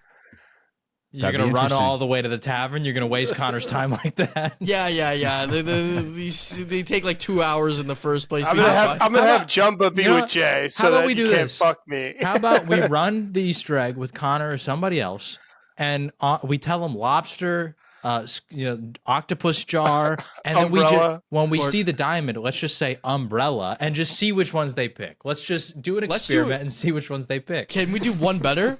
Let's get Brian to do the calling on the vials. I want to see Brian do the vials. The only reason I don't want to have Brian in there is because I feel like Brian would be even worse than you got. Here's what I thought was funny about Wyatt. Wyatt would immediately, like, my inclination is to describe what the shape is. Wyatt would try to correlate it with something else. So he'd be like, a jar with an octopus. I can't remember. There was another one you did. He did the Dodge Ram. Yeah, there's a line that goes A up ram. and I it called it a curls ram. both sides to Yeah, the left and right. he didn't and even say goes, Dodge Ram. A ram. And I was like, a ram? And then I was like, I kind of look at the one he is eventually saying, and I was like, is it a line with two squiggles? And he goes, yeah. And I was like, okay, cool. I got two right here. Okay, what It's is like a ram looking thing. A ram. So it's like It's a like- straight line. It curls to the left and curls Like to the a right, V. like Okay. a V Like a a little V. bit. It's like a straight line up and then 2 curls out to the left and right. Yeah. Like Okay, a got it. fishing hook. I mean, I called Brian one a would be like, I it's a called Cornish game hen. You'd be It's a like, Cornish "What?" game hen. I called one a candelabra, and then you guys are like, "Oh, like a trident." I was like, "Yeah, that's it."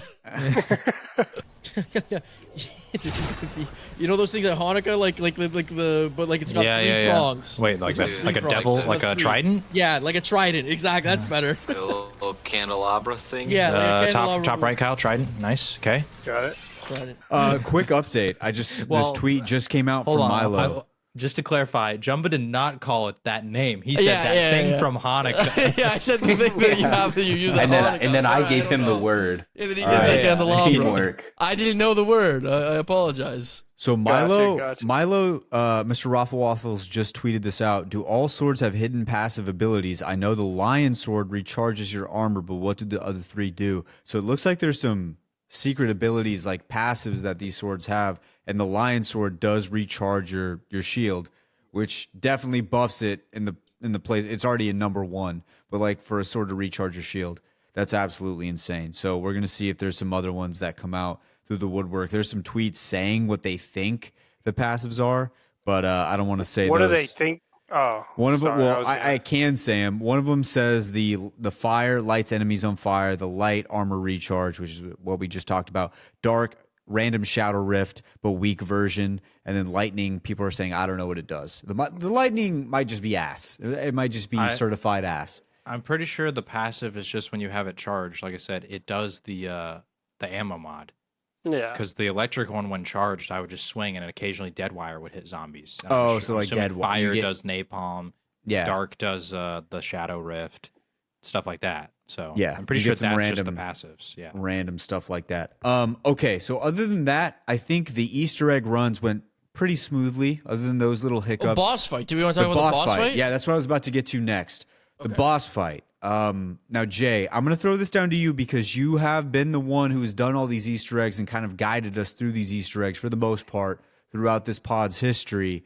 As far as this boss fight goes for you, where does it rank? I do want to say for this boss fight, I cannot take credit. I knew absolutely nothing about it, and Kyle was the one who actually told us how to It do actually stuff. turned Jay on. He was getting horny by listening I'll to. put the clip in right here, what I said. Jay was but, getting aroused. Okay. Okay, the second form. What happens in second form? He's frozen. A bunch of things are going to spawn in. We're going to have to kill them all, and then he's going to come back out of the frozen There form. are ammo crates if you guys are desperate for ammo. Bunch of guys. Kill the zombies. It's going to spawn amalgams. It's going to spawn all kinds of shit. So we're going to have to just fight these guys off, kill these guys, and then we're on to the next part. God, Kyle's so hot when he knows how to do the Easter egg steps. If only I could get a girl to say that. Dude. That'd be sick. Went from 6 to midnight. He's like, man, listen to this guy just commanding over us right now. I watched the boss fight like hella intently. I was like, how do we do this thing? Yeah. Once Kyle started talking like that, I instantly knew I don't need to watch this thing, bro. He knows. I called the Terminus boss fight the best boss fight ever. I think this was better than Terminus. So I think this is now the best boss fight ever, which makes me excited for what the next map is, because maybe they'll just one-up this one. The reason I like this one more than Terminus is I felt like it had all the same things that Terminus did, where it's like we have to shoot certain crit areas. It has 3 different phases. The arena gets smaller, just like it did in Terminus. It has all these different things, right?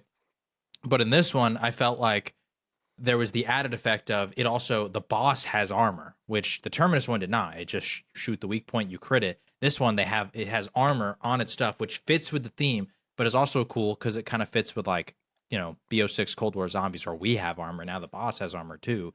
And you have to break the armor off, which then unveils the crit location that you can then shoot. Also, I found this out. None of us have actually utilized this, but I found out you can also parry the boss fight or the boss attacks with your sword if you time it correctly, and you take 0 damage, which is pretty sick. So you can use the swords in the boss fight. I think the boss fight was just absolutely fantastic. It didn't feel like there was too much like other zombie or boss spam to like interfere with the boss, just enough to like keep you on your toes. I thought the sort of lore and like the stuff around the boss is really cool. I don't know if you guys have looked into the lore of it, but That's really fun. The short answer of that is basically, that ghost guy that we talked to right before we do the boss fight. The one there's you wouldn't let us sit and listen to. He just yaps about some bullshit. But Oh, the one anyway, that Kyle said basically, I want to watch the cutscene, but it wasn't the a cutscene. scene, and it's not a cutscene. And we're all in this tiny ass room where we're totally about gonna to die die. if we stay in here because the round changed. Because Kyle killed the zombie. Yeah, the one zombie. Like I My just bad, go, my bad. I go, Kyle, you're gonna die. All I want this guy to do is just run away so the zombie doesn't kill me. He kills it. It's like, okay, so I go, are we gonna die in here now? Should we leave? Yeah. So anyway, the like lore of that is basically there's this guy called the Owl, and he has 4 bastard sons, which is why there's the 4 bastard swords, and those are the 4 knights. And he basically hated all of them, but he created this like test for one of them that if hypothetically they ever were to like inherit his riches and his throne and all that bullshit. Also, apparently he was the one who like took down the Knights Templar. That's like his claim to fame. The one who like is to inherit his stuff has to go through like one final challenge, and it's to fight that golem. And so that's why that thing is sitting there and existing and just waiting to be challenged. Apparently his sons never did it, I guess. So now we're doing it. So anyway, I thought the boss fight was a masterpiece. The music is really sick. I'm a sucker for the music and the atmosphere. I thought the arena was the coolest atmosphere we've ever had. I watched a lot of different videos because of the ending cutscene. That a lot of people are making comparisons of some of like the writings on the wall to the crazy place from Origins. The boss fight, it's such a cool arena. It's so cool, and I loved it. I love how we're getting into these boss fights where it's like multiple phases. Everything changes in the phases. You got to hit different things. You got to go in a different area. I like how the arena shrunk as we got in. It's like you start out with a lot of room, and then you just slowly work into you're basically just on this platform, and the boss is there. The zombies are chasing you. It just gets really hectic. And I feel like that was like the best part was when we were all calming together. We were like, oh, his shoulder piece is off, shoot the shoulder. Like that. That meant like the pace it feels like when you're like in there and you guys are all going through the mud together. I love that part. Like that part felt good. Go ahead, Gemma. I remember like the Gorod Grovey like boss fight being like one where we almost had like a little bit of angst, but like I think it was because there was a lot of zombies spawning at the same time as the boss, and like it was like the first time where it was a boss that had like multiple phases and everything like that. But I know a lot of people talk about that Easter egg being hard. I never found the boss fight very hard because, from my perspective, when we did that one, I had the ray gun Mark III, and everyone said like this is overpowered for like fighting the boss. And I was not using it properly for like the first little bit of the boss fight. And then once I understood what to do and the spots to shoot, we killed the boss in literally 15 seconds because I shot every crit spot and like basically one-shot it. And so that I'm bringing that up because of the fact that like what I've liked about these two bosses is it felt like you actually, even though like there's somewhat of a bullet sponge, it felt like you had to do something. You had to manage your surroundings, but then you had to have a moment where all of you look at the boss and like shoot to like do damage, and the boss is fighting back with you. And the only other boss I felt like we got that was with the Gorod, but it's like again, it's like we would have had a significantly easier time like with that, and we didn't even struggle. We would have had a significantly easier time if I just knew what to shoot the whole time. Like once I figured it out, it was light work. So it's like that's what I'm saying. Like I like the intensity that this one brought, and even the Terminus one, because like there was just nothing that I was gonna like kill the boss in like 4 or 5 shots the same way as like Zetsubo did, and Shadows, and I mean the only boss fights I've done are the Black Ops 3 ones and now these ones. I didn't do any of the other ones, so I don't have experience with those. But every Black Ops 3 fight just it didn't feel like a boss. I came from playing Destiny, and Destiny everything's a bullet sponge. So like I guess like when I hear about like big bad boss, these feel closer to like what a Destiny boss is than like what any of those other bosses were. I will say when it comes to just this Easter egg overall and what we were expecting from it, I think it was perfect. I think there was a lot of steps that needed to be done, and what I guess I'm thinking mostly of the Liberty Falls one, but it felt very basic, right? It just felt very boring and pretty easy. It was basically just kill an upgraded version of what you were already killing if you were just to play the map normally. This one, it stepped it up to a whole new level. The boss fight is definitely a part of it, but also just all the other steps surrounding it just felt like it was a little bit more significant, and there was a lot more to do, and there were some steps that might take you a little bit longer, and you have to go through another round. And I guess what it gets to is the point of Black Ops 3 where, you know, the boss fights were never that great, but there were some steps throughout Black Ops 3 that were a little difficult and took some time, and maybe you'd have to go to the next round. And there was also the possibility that your entire game would end, specifically Gorod Krovi. There was a round where things could go terribly wrong and all of you just die if you don't do it correctly. And I kind of like that. Now, this one didn't have that specific, like you could all die, but the steps were much more difficult and it took a little bit more time to learn and do. So I do appreciate that. I like that moving forward. You know, when it comes to zombies where a game basically never ends, you need to have a good storyline in order to keep people like interested and stuff like that. And I think that's what they did with this Easter egg. And I think that we're on a very good track for the future of Easter eggs and just Black Ops 6 zombies as a whole. So the biggest thing here is essentially what we were getting from social media is that everybody thinks that we're going to go back to Origins because in the final cutscene, the what was his name? Kraft. He mentions the excavation site. I was gonna say I find it. We haven't played these games, but Kraft is from Vanguard. The Sentinel artifact is from Black Ops 4. They're making reference to the dig site, which sounds like Origins from BO2. Like they're bringing in all the old games, which I think is interesting. Yeah, very interesting. So that's what's going to be happening here when it comes to that. Now, when you hear the excavation site, everybody's who's played zombie for a long time thinks that that's going to be Black Ops 2. So that's the first thing that you think of. Now, there have been videos, there have been things that people are speculating that it's not necessarily Origins, but it could be another excavation site from other previous games. And most notably, I think it was called what was the video you sent in the chat, Jay? It's basically like a lore exploration as to the story, and then the second one was more so about like the speculation on what the next map could be based on the excavation site. Because there is, and I'll put the photo up now, there is a photo in the intel that you do acquire that shows this excavation site, and people are comparing it to a map called Dig from Black Ops 2, not Origins, apparently. Dig site, I think it was. Or dig site, yeah. Whatever it was called. There was something. And then also in the leaks of the future Warzone map that's going to be coming out, apparently that is part of that map. So and we'll that see map what is happens called there. Avalon, which is in France, which is where Citadel de Moore takes place. And apparently the dig site is not far from Citadel de Moore. So, you know.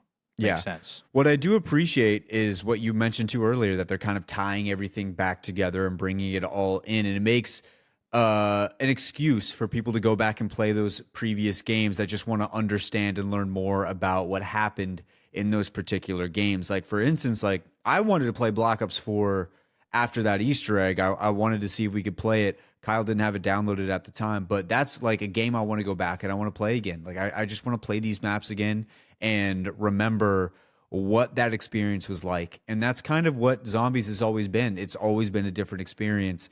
And so I'm kind of excited to see what happens in the future here. Whether it is Origins or not, I think we all have differing opinions on what we want to see. I personally do not want to see Origins again. I would like to see something new. As far as like just the overall outside version of the map goes, I would like to see like a newer version of the map. We have talked about how this is like a different universe. So if they had elements of Origins that were in there, but it was a different map, I'd be cool with that. I just don't want to see Origins over. Here's the thing. In that video too, they do show a tweet, and I don't think it was from Treyarch, but it was in like the Treyarch podcast or something. They did say every map from DLC in this game will be unique and original. So it's not going to just be Origins with add-ons like they did with BO4 based on that.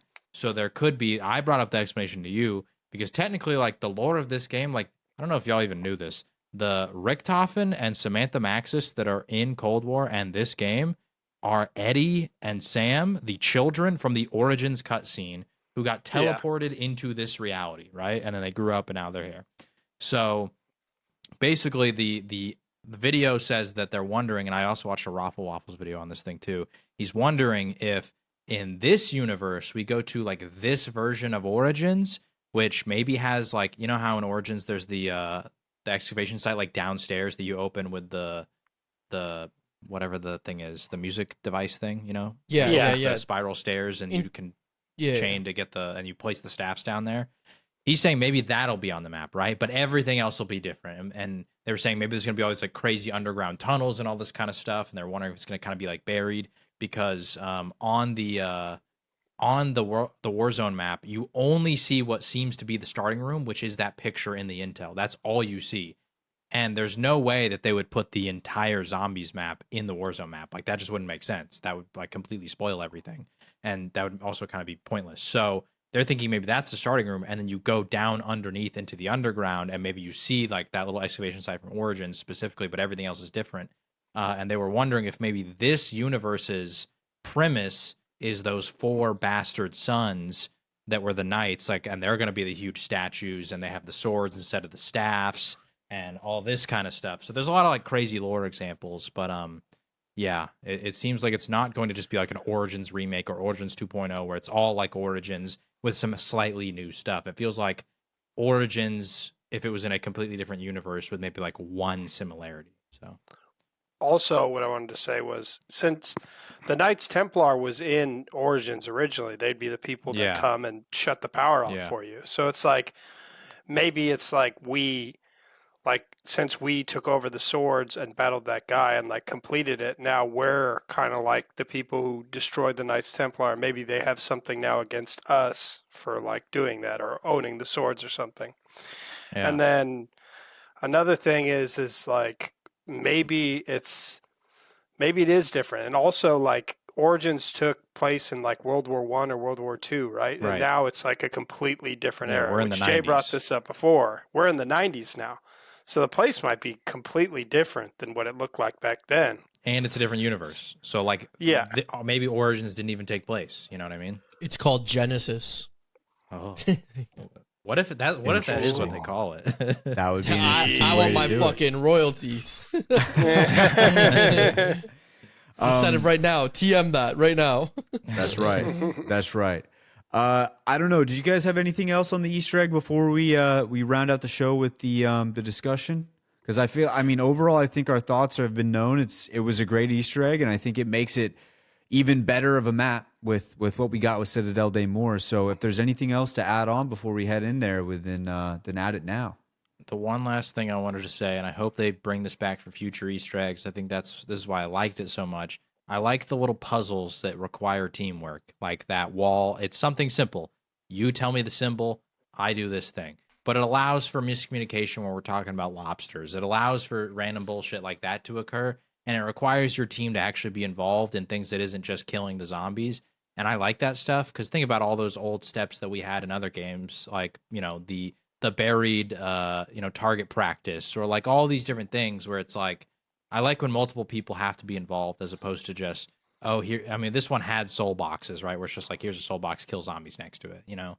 Or like the Terminus ones where it didn't really feel like on Terminus, really everybody had to be involved. Like, for example, there's like the hacking step, but only 2 people really have to do anything on that one. There's the bomb detonation thing, but like, you could honestly, one person could do that by themselves. There's just so many steps that felt like it didn't feel like old like Easter eggs, where that step specifically felt like old Easter eggs, and I hope they do more stuff like that in the future. One thing I did miss though was like I liked in the Terminus Easter egg where it's like you have like a mini boss fight before you have the real boss fight. Mm-hmm. I did like that one because it's like you're all locked in the chamber and then you have to fight like the one big zombie. Yeah. And then you win that one, and then it's like, okay, this is kind of like the warm up for like what you're gonna fight in the end. I did want to say, because we did not do this, did y'all know there's a secret cutscene for Maya specifically on this map? So, okay, the Flash, I think, pointed that out in chat. Yeah. Because Kyle was talking about the cutscene, and he said in chat, he's talking about the Maya cutscene with, like, laughing faces, Yeah. and I was like, no idea what that means. Did y'all know there's one? Only So because I of knew that. there was No idea. one. So I knew there was basically, one. or sorry, go ahead, Kyle. Go ahead. I only knew there was one because I watched a video on it, and Did I you was watch like, the cutscene? I didn't watch the cutscene. I just knew how to do it. Do y'all want me to spoil it? I'm just It's gonna probably nothing go watch crazy. it after. Go, So go, yeah, just go ahead. I'll do it anyways. But Okay. yeah, go ahead. Yeah, basically. So, and it's funny because I remember I was in this corner. You know that room where we did the Richie's step with the mythical orb. If you go upstairs in like the back corner, there's this radio that is making noise, and I remember standing over there at one point and hearing it, and I was like, "Oh, I bet that's some of the future for the Easter egg," and then I just completely forgot about it. If Maya goes over there, you can interact with the radio, and you start talking to people. And this once again goes more into the lore, which, by the way, the fact that the Easter egg was so good all of a sudden has me caring about the lore. I haven't really cared about it at all, which does make me want to go back and play Cold War and some of these older games So I'm saying, because they're all tying perfect opportunity. yeah, especially since we have so long until the next That's DLC. what I mean. Honestly, That's what I mean. think we should try to get like BO4 Cold War done before the next one comes out. Absolutely. I'm totally down. Anyway, so remember in the end of Terminus cutscene, Maya was specifically saying she wants to go there to get her revenge, right? And so this cutscene is her, the lore of Terminus. The reason that Nathan is one of the test subjects is that Maya and Nathan are smugglers who are taking people like across the ocean to like get out of their country or whatever.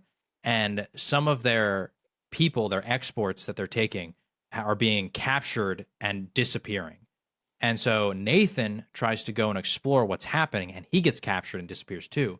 And it's because apparently this French syndicate was hired by the Terminus people to kidnap these people to be experimented on at Terminus Island. Okay, so that's what happened to Nathan. So she wants to get revenge against the French syndicate people, and she knows that one of them is in Citadel de Moore. His name's like Franco or something. And so you go to that radio and you start talking to someone on the other side, and she does this like weird accent to try and convince them she's somebody else. And they open this door that only Maya can go in. The other three characters, if you play as them, you can't go in. And when you go in there, you have to fight an HVT amalgam or a doppelgast. I don't know which one it is. Maybe it's random. You fight one of those, you kill it, and then there's another door that Franco's on the other side of, and it triggers a cutscene, and he's hiding behind that door and thinks that you're going to be like, that Maya's just stuck out there, and he's like, okay, I'll be safe. And then she blows the door up with C4. The whole room catches on fire. Franco's like crying, pissing his pants, like, oh, don't kill me, don't do it, blah, blah, blah. And he's like, killing me won't bring your brother back. And Kyle, you'd like this because you already think she's kind of badass. She shoots him. She double taps him in the knees. So he falls down and he's just sitting there. And she goes, My kind of girl. She goes, this isn't for Nathan. This is for me. And then shoots him in the head and then walks out. Metal. Yeah, that's my girl right there. That's metal. Yeah. That's and metal so as now, in that video that I did send in the Discord, people are speculating because now you have Ravenov that is going with you, which I think, by the way, he's in one of the Modern Warfare zombies when he's like way older.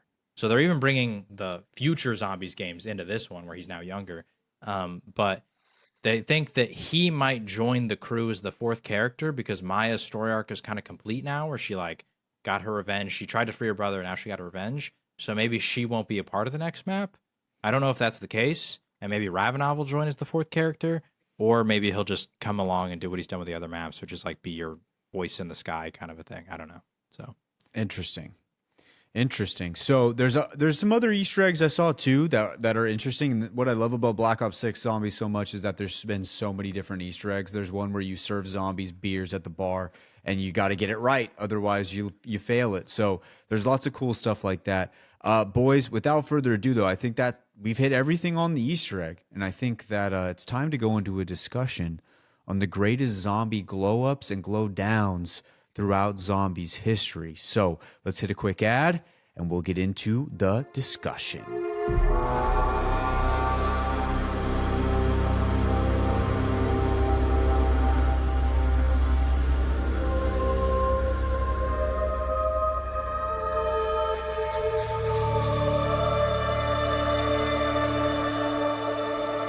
All right, ladies and gents, it is time for the glow ups and glow downs. Now, there's been a lot of glow ups and glow downs in zombies history. A lot of things have gotten better. A lot of things have gotten worse. If I have to describe glow ups and glow downs, it's very simple. Something that got a lot better looking or worse looking. That's basically what it is. When you hear somebody say this person had a glow up, it means they just got better looking, or just better overall. And that's what we're talking about here. Glow down, the exact same thing, but the opposite direction. So let's start off here.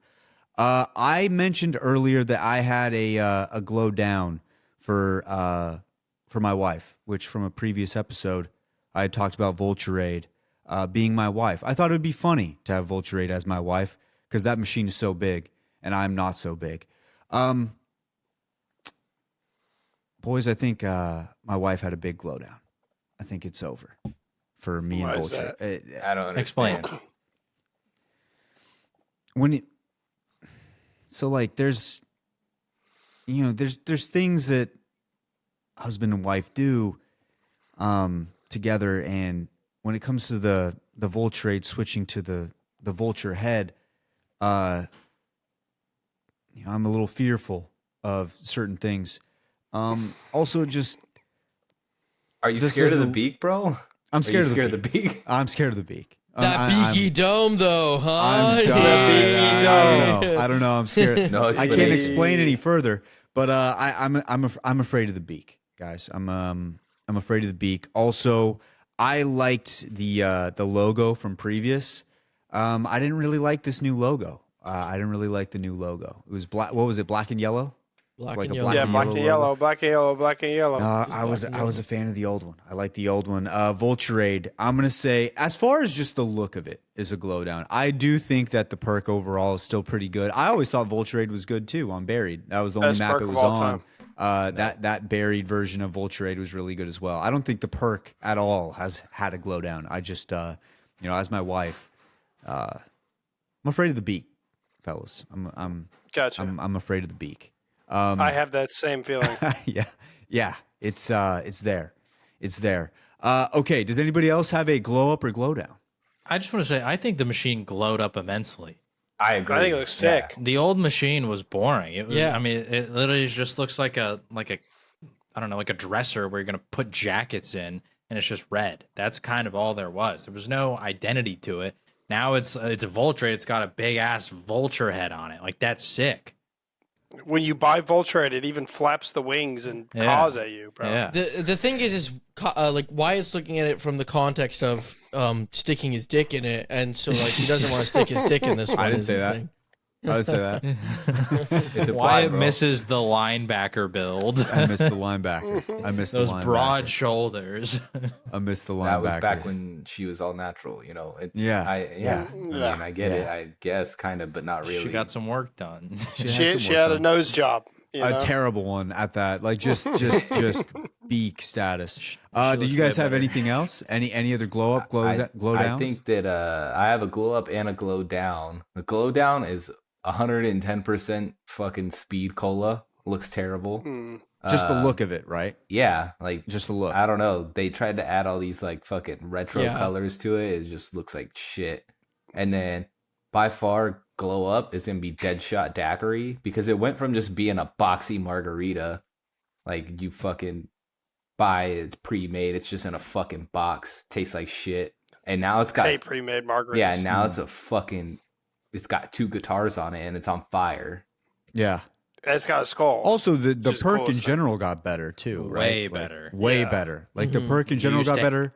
Auto aim to the head, so it's basically useless because sometimes you'd want to shoot the body anyway to get more points, or like on M&K, it literally did nothing.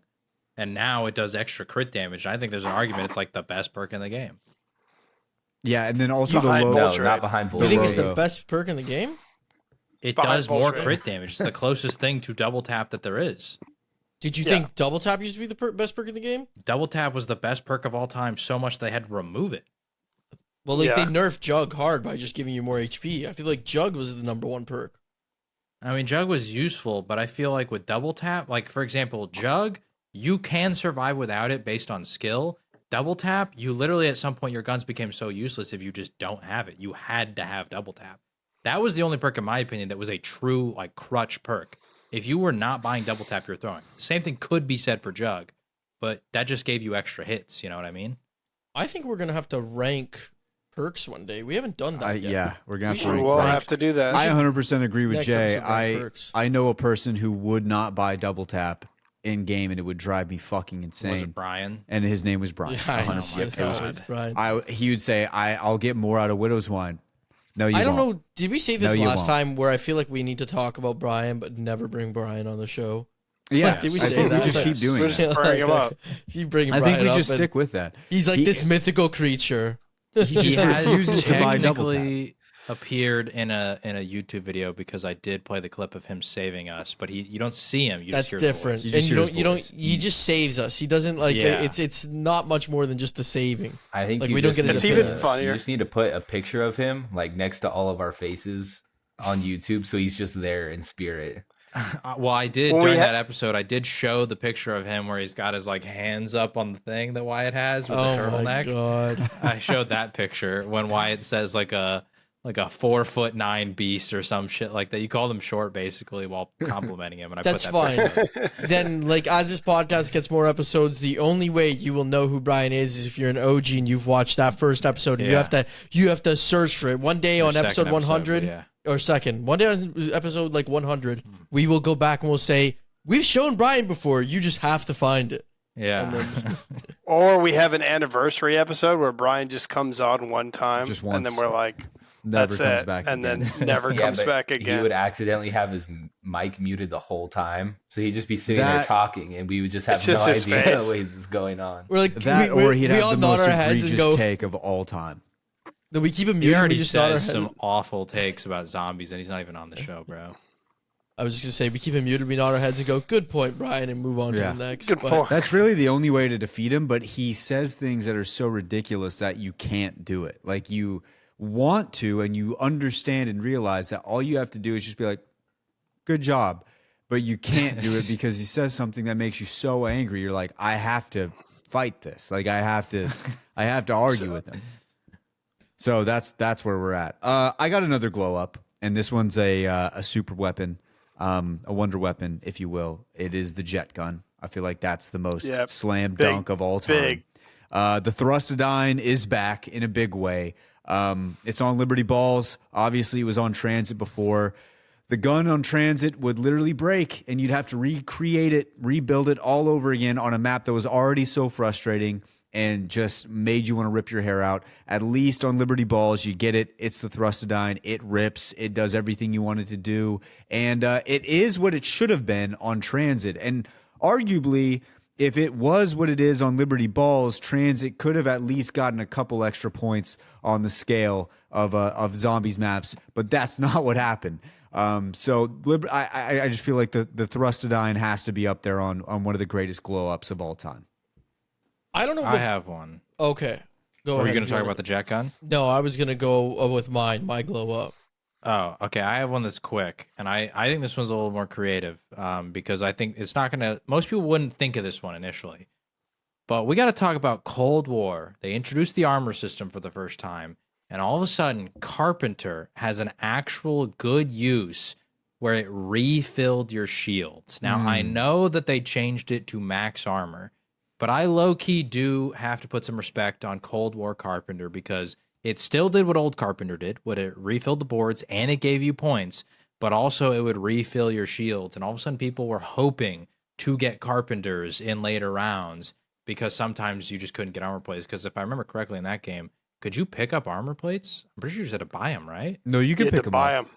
I thought you could pick Wait. them up. I don't feel I don't like you think could pick so. them Oh up. yeah, no, just buy them. Holy. You just had to buy them from the system because there was no way they didn't do drops for armor plates. Yeah. Okay. That's pretty I- hard.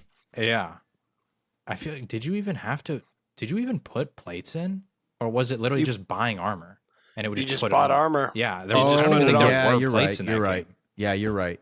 Yeah. So The plate system didn't come in until BO6. yeah, you had to. No, The plates took longer well, to yeah, break, zombies. though, right? They took a lot longer to, like, your armor They took had a a lot lot more longer It to took a break. lot damage. longer, yeah. But yeah, you literally had to go one of those like little armor machines. You could just like click on it and then it would refill your armor. But that's why Carpenter was so goated because there was no other easy way to refill it without using that like separate currency type of salvage to refill your armor. So Carpenter was actually super nice to get to refill. So shout out Cold War Carpenter. Cold Cold War Carpenter, huge. Jumbo, you got yours. Yeah, Kyle brought this up before we started recording, and I liked it. It was quick revive. I like quick revive way more now. Like I know they have self revive, so you don't like as a solo player you don't self revive anymore. But the thing is, like, I remember quick revive, like, especially because we only had 4 perks. It was rarely ever in my 4 perk rotation when we would play. And like, if there was only 4 perks now, I think Quick Revive would be what I'd get. I might even debate it over Jug.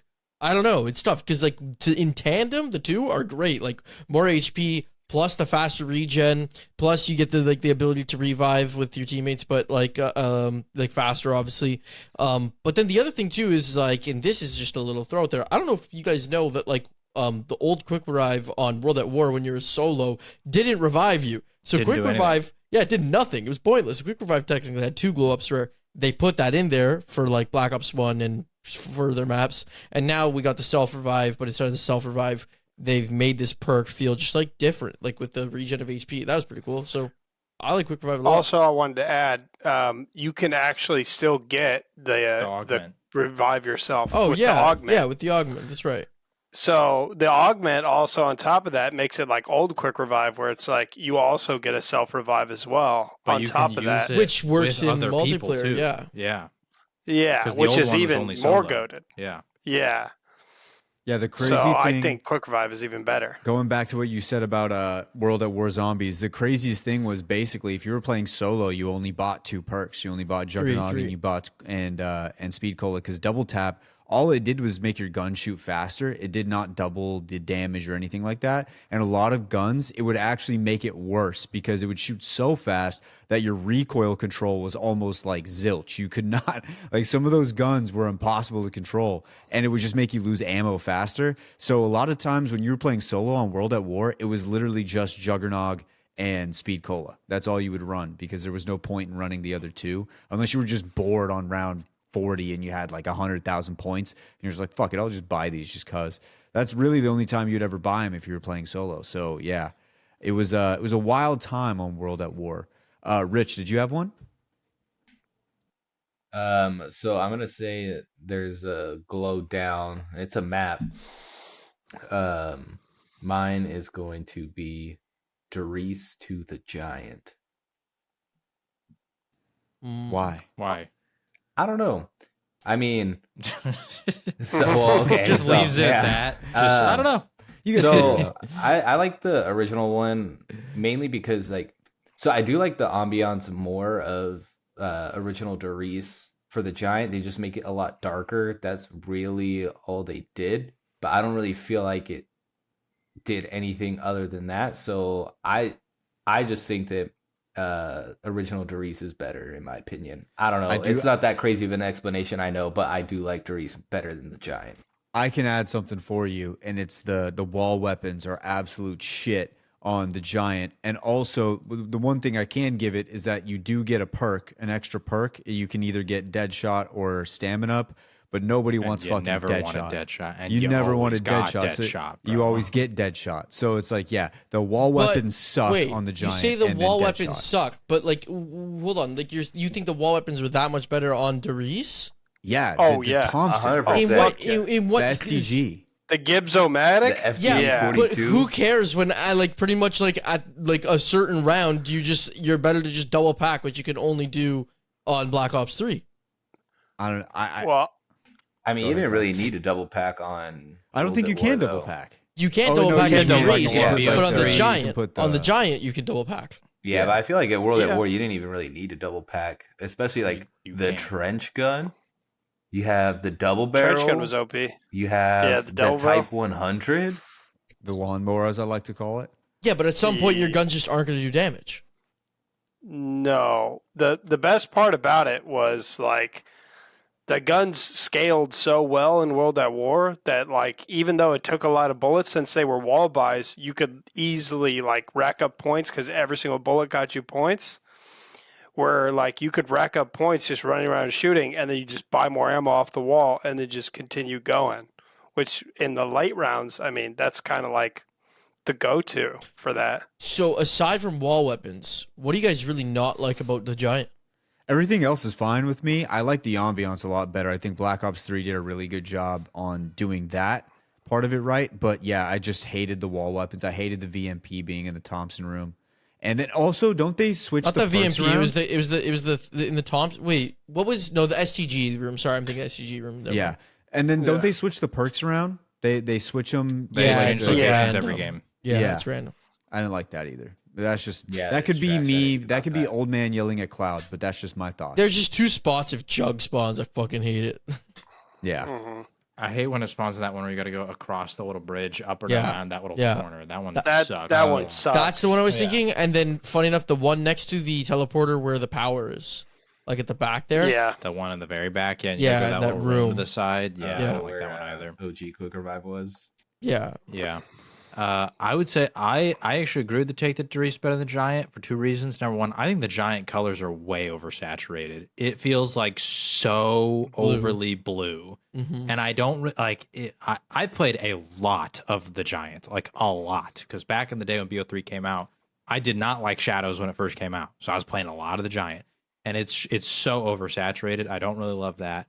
And then also, I feel like with the Giant, this is just maybe a personal thing, but I also feel like I saw some YouTube video somewhere where it feels less like a German like facility that is alive. Like I think there was a lot more specific tiny details of like things on walls and like all these things you could find in Doris that they removed from the Giant in terms of like the aesthetic. I'd have to find that video again. But it very much like the Giant feels way more like empty. It feels like I'm coming back to this facility that's been sitting here for 50 years abandoned kind of a thing. I kind of feel that. So like I know I'm like playing devil's advocate a bunch. I do like Doris better, but I think I like Doris better just because of like the context of the game. Like I just like and like you know World at War on every single map just had that like old like fear factor that we've talked about several times on this pod. The thing is, I never saw it as like that big of a drop off like for the Giant. Like that's the thing. Like I didn't think it was like bad enough for me to call it a glow down in any significant way.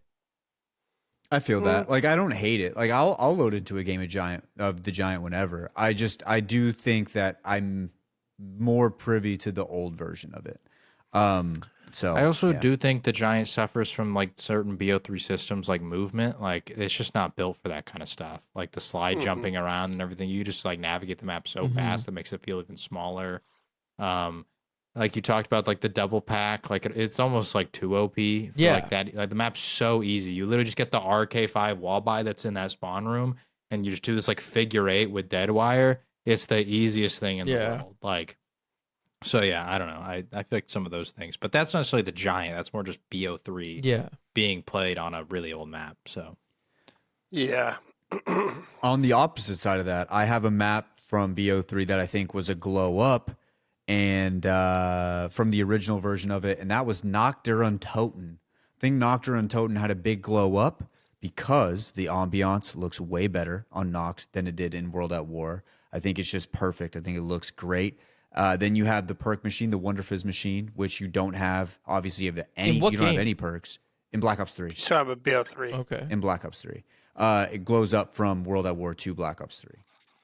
Yeah, I don't think Is the what I'm saying. ambience is any better in Black Ops 3. But like actually, I mean, I think about the fear factor that I had on like that World at War map. I feel like it was way like better ambiance. I feel like the fog was thicker and everything like that. I just like the way I think it looks way nicer on the inside of the building. Like when you're in there, I don't know. It captured me more than it did in World at War. I think just because of the better graphics overall. I think it's just there's also more to do on that map, whereas in the original one, it's like you spin the box and you're like, I hope I get a ray gun. Or And an that's- MG. That's 40. pretty much it. Yeah. Yeah. Yeah.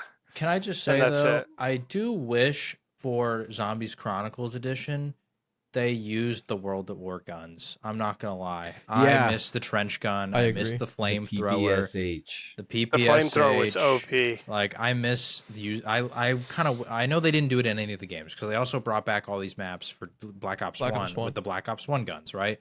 So I know that they haven't done that ever, but I low key wish they did it for Zombies Chronicles and it was truly just updated graphics, remaster, some slight changes like adding a Wonder Fizz, right? Because I agree those are good changes, but I low key wish we had some of those guns just because I want to sit in a corner with a trench gun, you know, at the top of the stairs with the boys. At least That's the what I wall wanna do. buys. At least Yeah. the wall buys. Yeah. I even I wanna- agree with you on Black Ops 1 when they did the hardened edition where they gave you all of the old maps, but they gave you it with the Black Ops 1 guns. Yeah. Same exact thing. Like That's what I I'm wish saying. it was World at War guns, even on that version of the Which game. that version didn't even feel like much of a glow, quite honestly, because it wasn't like that Exactly. big of a graphical jump from World at War. It was Yeah, basically it was the like same 2 thing. years. It was Yeah. like 2 Yeah, it's years. like, why did Yeah. we bring all these maps back? You just thought it'd be like extra content? I don't know. I think they Yeah. brought him back because like Zombies was like fun and people liked it, but like it wasn't like as massive as it ended up becoming by the Sure. end of Black Ops 1. They're like, let's throw these maps back at them, like capitalize on some more. Yeah. Sure. Nostalgia.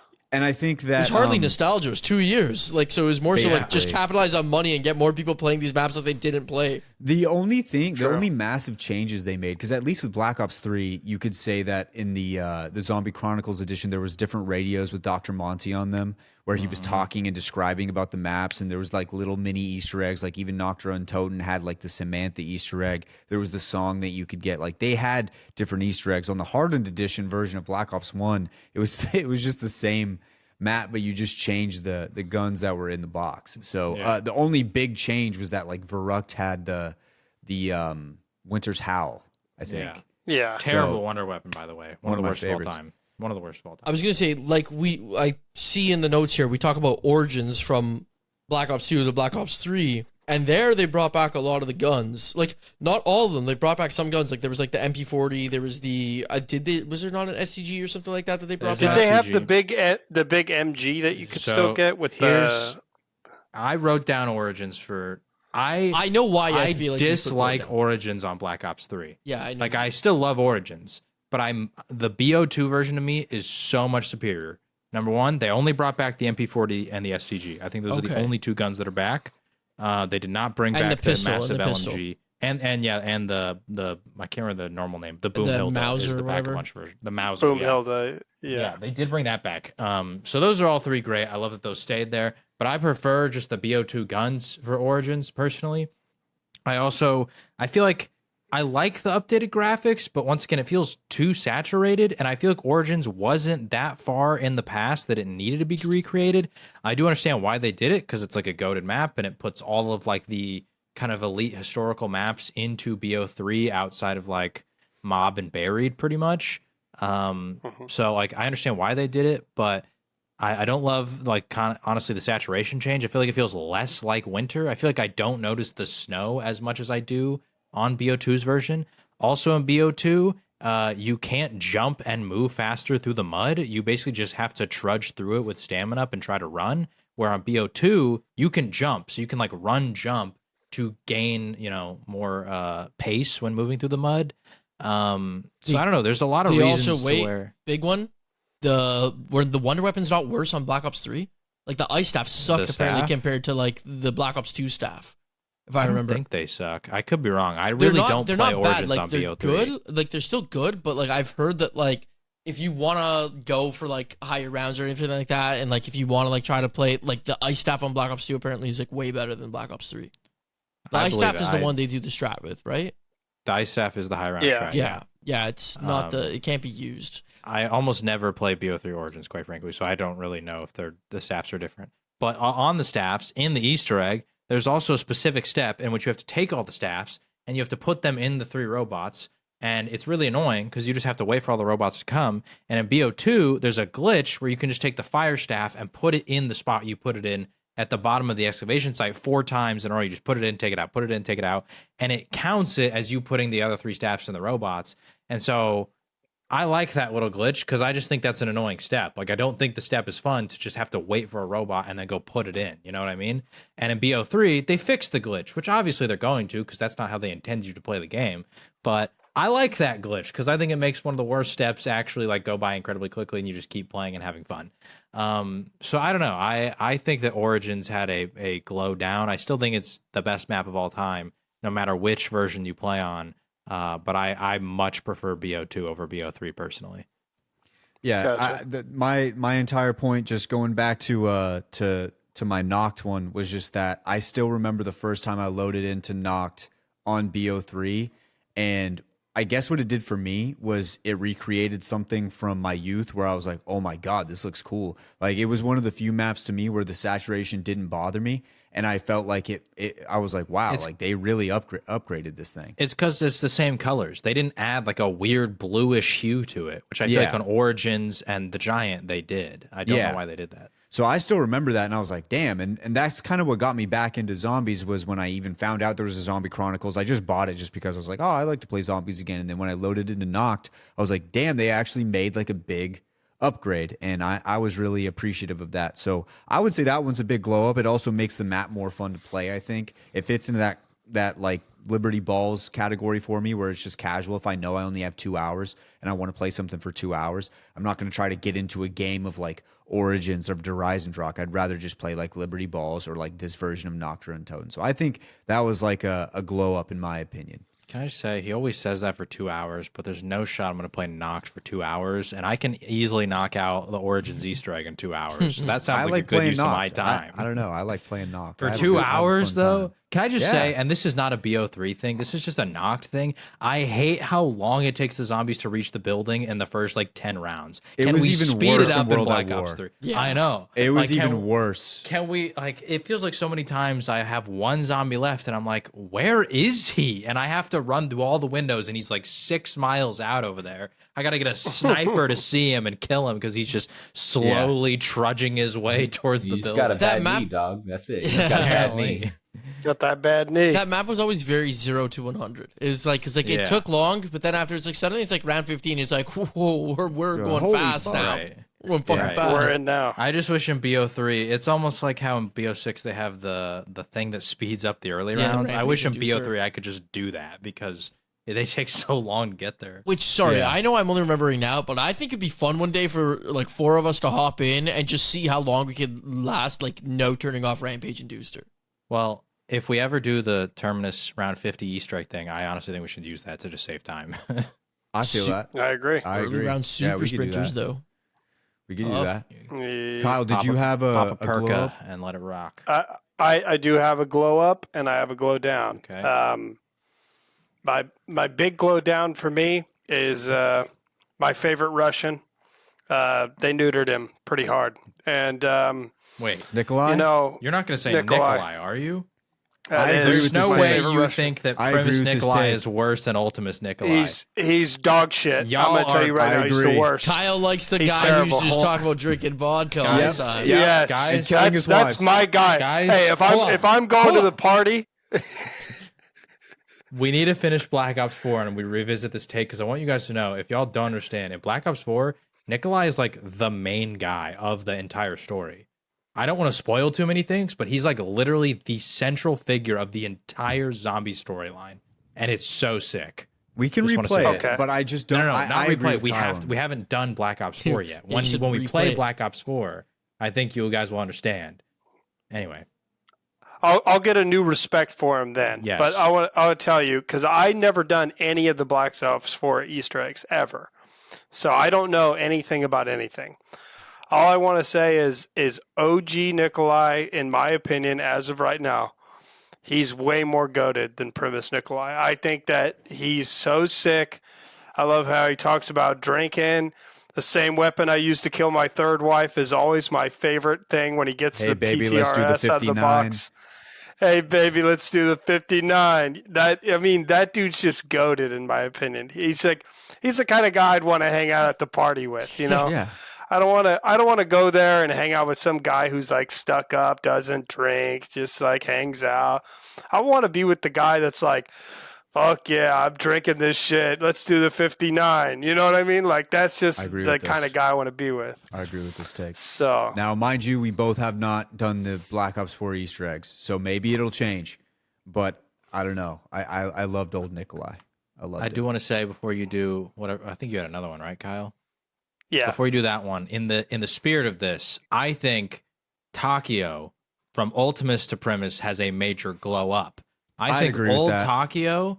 Listen, Wyatt is a hater of Takio, and I don't. understand. yeah, I mean, I the think old Takio. Takio. I hate So Takio weird. too. Nah, They're Takio Takio's haters. sick, bro. It makes no They're sense. Takio haters. I Makes think he's no cool. sense. I also think maybe it's just because I like samurais and all that kind of stuff, and I completely understand like the stoicism of the samurai, right? Yeah, you guys don't like samurais. And we just Yeah, like you don't. drunk You guys don't Russians. like Fucking hate 'em. Haley and all that stuff. they Anyway, like drunk Russians. yeah, they like drunk Yeah. Russians and psychopathic Germans. Anyway, yeah, that's my favorite.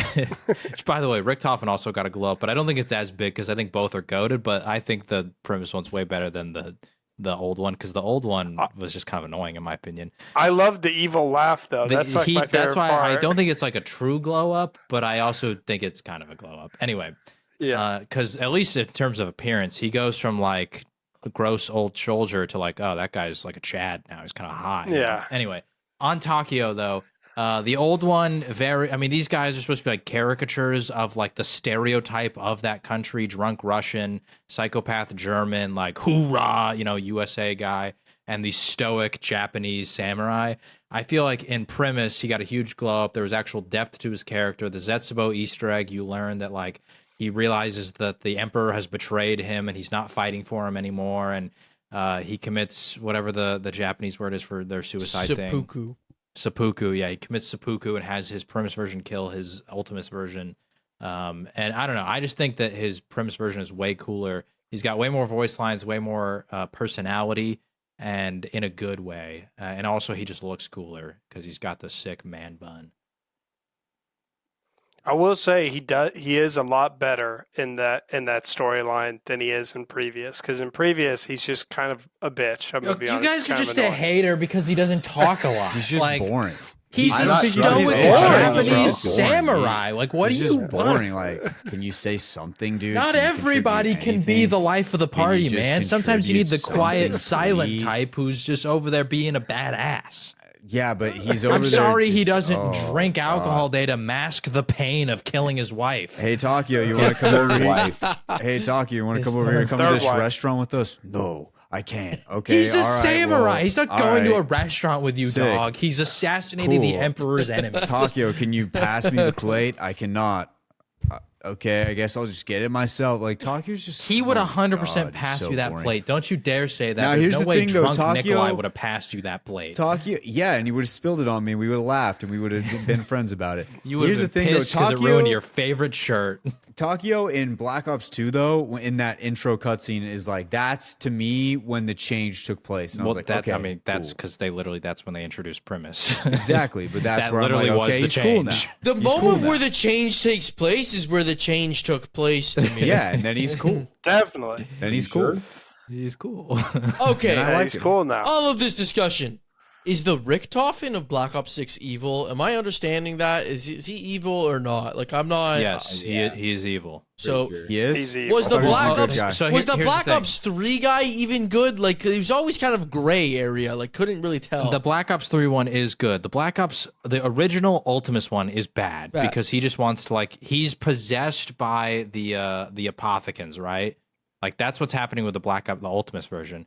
The premise version is not, and he's trying to break the cycle. So he's going against Monty, but he's trying to break the cycle so that they don't just continuously repeat this thing forever. But which version dies on like the Mob of the Dead of Black Ops 4? Because I haven't played that yet. So Black Ops 4 is so even though we in BO3 it feels like the ending is Revelations, it's actually not, and we find out that in BO4 BO3 is them doing the cycle.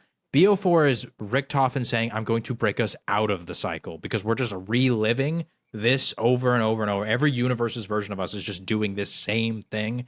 And we just continuously, we do this Revelations thing and then we go back in time to Origins and we become these Savior Knights and we live this whole shit all over again. And so BO4, not to spoil everything, is him trying to break them out of said cycle. I see. Yes. There we go. Gotcha. Does anybody else have any other glow ups or glow downs? Kyle had another one before I did the Takio one. One thing I want to say, big glow up that I love to death because for a while sucked balls and it was one of my favorite. It still is my favorite one weapon of all time. The ray gun. I love the ray gun to death. It sucked for a while. It was in bad place. You know, it went through a phase where, you know, at first you got it and you were like, wow, this thing's goated. This thing's so cool. I remember the first time getting that out of the box and I was like, wow, this thing fucks. And then you like go down, you know, a couple of games and it's like, wow, this thing really doesn't fuck anymore. I'm BO3, just like, we literally didn't even want to take it. Yeah. I was like, I'm just blowing legs off zombies and they're just chasing after me with the top half of them. The whole- I don't really care about that. The whole joke and meme of like, I got ray gun, revive me, or like you might let your teammate die because he got ray gun and you couldn't have it, literally didn't matter. Like I'd see ray gun in the box and I'd literally sit there and be like, do I want I to don't take give a this shit. right now? I don't want to take this right now. I remember specifically we only started taking it because on certain Easter egg boss fights it was good. That's the only reason we wanted it. Even in like Black Ops 6, I felt like it's been underwhelming to an extent. Yeah. It's better, but like it's been underwhelming. But I think what Kyle's referencing is Cold War. That shit, it slaps. I gotta try that. I wonder so how good. it is. It's so good. Cold War Zombies ray gun was fucking goated, and I was hoping BO6 would be the same. So far, it's okay, and then once you get up to the higher rounds, even when you triple pack it, it still is a crawler machine, and that makes me kind of sad. But like in Cold War, dude, that thing was so stupid. What's different good. about It was crazy. It's literally the best gun in the game. It does way more damage than everything else. It's not even close. Like even the other wonder weapons, it's better than them. Yeah. Yeah. It dominates. It's crazy. It just dominates everything. And I'm like, I don't understand why we couldn't just have it be like that. Like if I get a triple packed ray gun, it should be just the most goated thing of all time. To be fair to the triple packed ray gun on like the later, it's still good in the early-ish rounds, like 30s. You're still good with it on the triple pack. I think overall guns just kind of suck after round 40 on a lot of these maps in BO6. But that did happen on Cold War, except the ray gun was like one of the few guns that it just doesn't apply. Like that gun is still so goated. Also in Cold War, there's like I can't remember what round it is, but there's a certain round where like the zombie's health gets capped permanently, and the ray gun still does more damage than that. So there's literally never a fall off point for the ray gun in Cold War. It's just always goated, no matter how high you go. Yeah. It's the ray gun, it had a phase there for a little bit where it wasn't very good, where you're just like very sad. I just wish the fall off point for the ray gun was like significantly higher than the rest of the guns. Like you could use it to like round 100 or something stupid like that, where it's like, oh, the ray gun's still goated up until this point, and then it's like, then it's not good anymore. But like, I would rather it be like that, so then I could get the ray gun and be like, oh yeah, I have a ray gun, yay! Instead of me being like, okay, I got a ray gun, but it's only going to be good until round 20 or round 30, and then it's like crawler machine. Right. Yeah, this has it's made nice to me see the ray like gun good again. think about the fact that the ray gun Mark II. I know we've done a lot of side tangents this podcast, but like the ray gun Mark II has never come back after Black Ops 2, right? Other than like obviously the Chronicle maps and everything. And I don't want like the Mark III because I understand that was like a map specific, but that was on multiple maps, and we've never seen that back. And it almost makes you think like, why? It was kind of like it was a fun gun. I like that gun. I think technically the Mark III was in Mauer, right? Where it was that was it? separate one. They didn't call it the Mark III, but according to like what I read on something, like the lore behind it was the Mark III. The Gorod Crovey one is the Mark III. The Gorod Crovey one is. What are you talking about in Mauer? Which one? Sorry, I meant Gorod. Yeah, the Gorod one is the Mark III. Gorod is the Mark III. Yeah. That's why I said I'm not bringing like I don't think the Mark III should come back in future maps or anything like that. Like. Instead, unless there's like maybe like a specific map, like there's a reason for it to be there. Because I understand that was like map specific to Gorod, but like the Mark II was on several maps the same way that the Mark I is. So it's like I think it'd be cool to bring that back. Mm-hmm. It was like retroactively added though, because technically it was only on Buried at first, and then they were like, let's put it on all BO2 maps after that. Mm-hmm. Yeah, I didn't play that much of Black Ops 2. But I do agree. It almost feels like it became like sort of like the ray gun, where it was supposed to be on every map. But then they just decided against that. Now it's just the ray gun. Yeah. I wonder if it's a balancing thing. I wonder if they feel like the ray gun Mark II is just significantly better. But at the same time, with no double tap anymore, I wonder if it really is. Because with double tap, that thing basically became full auto. Mm-hmm. Yeah. And it was crazy good because you could just shoot 3 bursts and you'd beam through everybody's head like immediately. I just liked it because it gave it, like especially the fact that 2 people could get ray guns and the 2 people could get Mark IIs. It always felt like someone had something. But I guess like if you have a map with like 4 staffs or something or 4 bows, that's maybe a map you don't do it for. But it felt like those are the maps where at least everyone could have something that at those higher rounds felt like it did some damage. But yeah. Rich, did you have any other glow ups or glow downs? Nothing that I can think of off rip. I mean, no. Thinking I've got about another one. Nah, you got nothing one off the top of my head. I've got another one, and it's not a big one, but I don't like Black Ops 6 Fire Sale in BO3. I'm pretty sure, if I remember correctly, because we did a lot of Easter eggs, a lot of fire sales, a lot of time.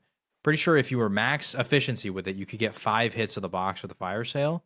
I do like how the box now drops the gun, so you don't have the risk of just trading something just to do with the RNG. Glow up on the box. That's a glow up on the box. But the downside of the fire sale now is I'm pretty sure no matter what, you can max hit it 3 times if you're efficient.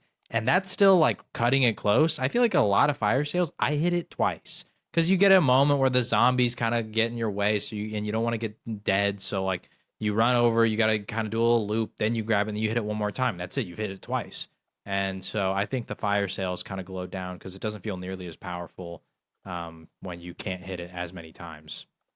On that, this is technically a glow up too. Max ammo where you don't have to reload anymore. But you know what my thing is? It's huge. Still do it. Will you guys ever break that habit of reloading No. when you see a max No, ammo? I still do it to this day. I'll be in a horde of 50 fucking zombies and just reload. I'm like, it's I'll happening have an right now. LMG where I'm Yeah. like doing the whole Everything. process when I don't have to do it. I don't have to do it. That shit, but like the mindset of reloading to hit the max ammo has made it. When I see a full power, I always pop my specialist before I grab it. I always, or like my like whatever they call it, not the field upgrade, right? And then I have another one. This is my last glow up of them all. I'd have to say glow up to manglers.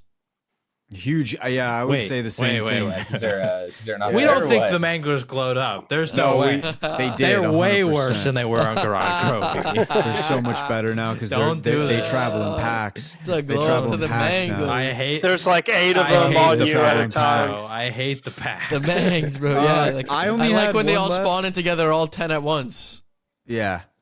I only had one left, and that was a glow down, and that was the map classified. And I guess technically it can't really count as a glow down because it was just a remake of 5, but they added things to it. But I'm going to consider it that.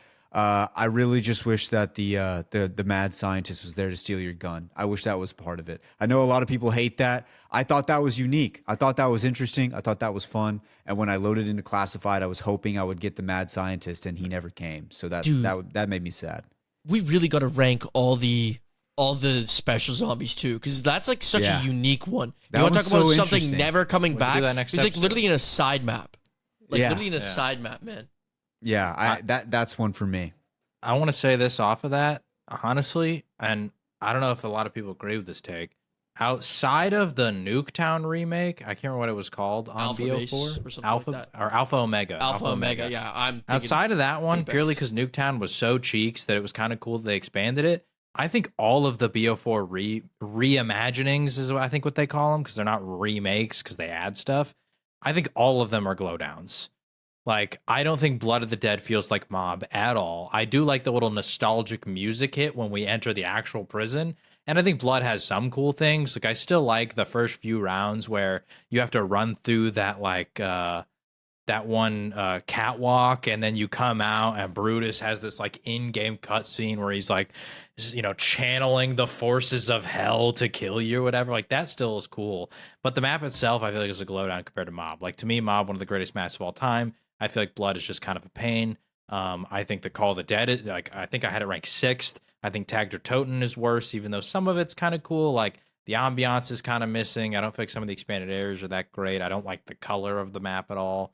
I don't know. There's no George Romero, just like there's no scientist from 5. Same There's exact just like point. Yeah. It's just like some of the things that make, like, George Romero makes Call of the Dead.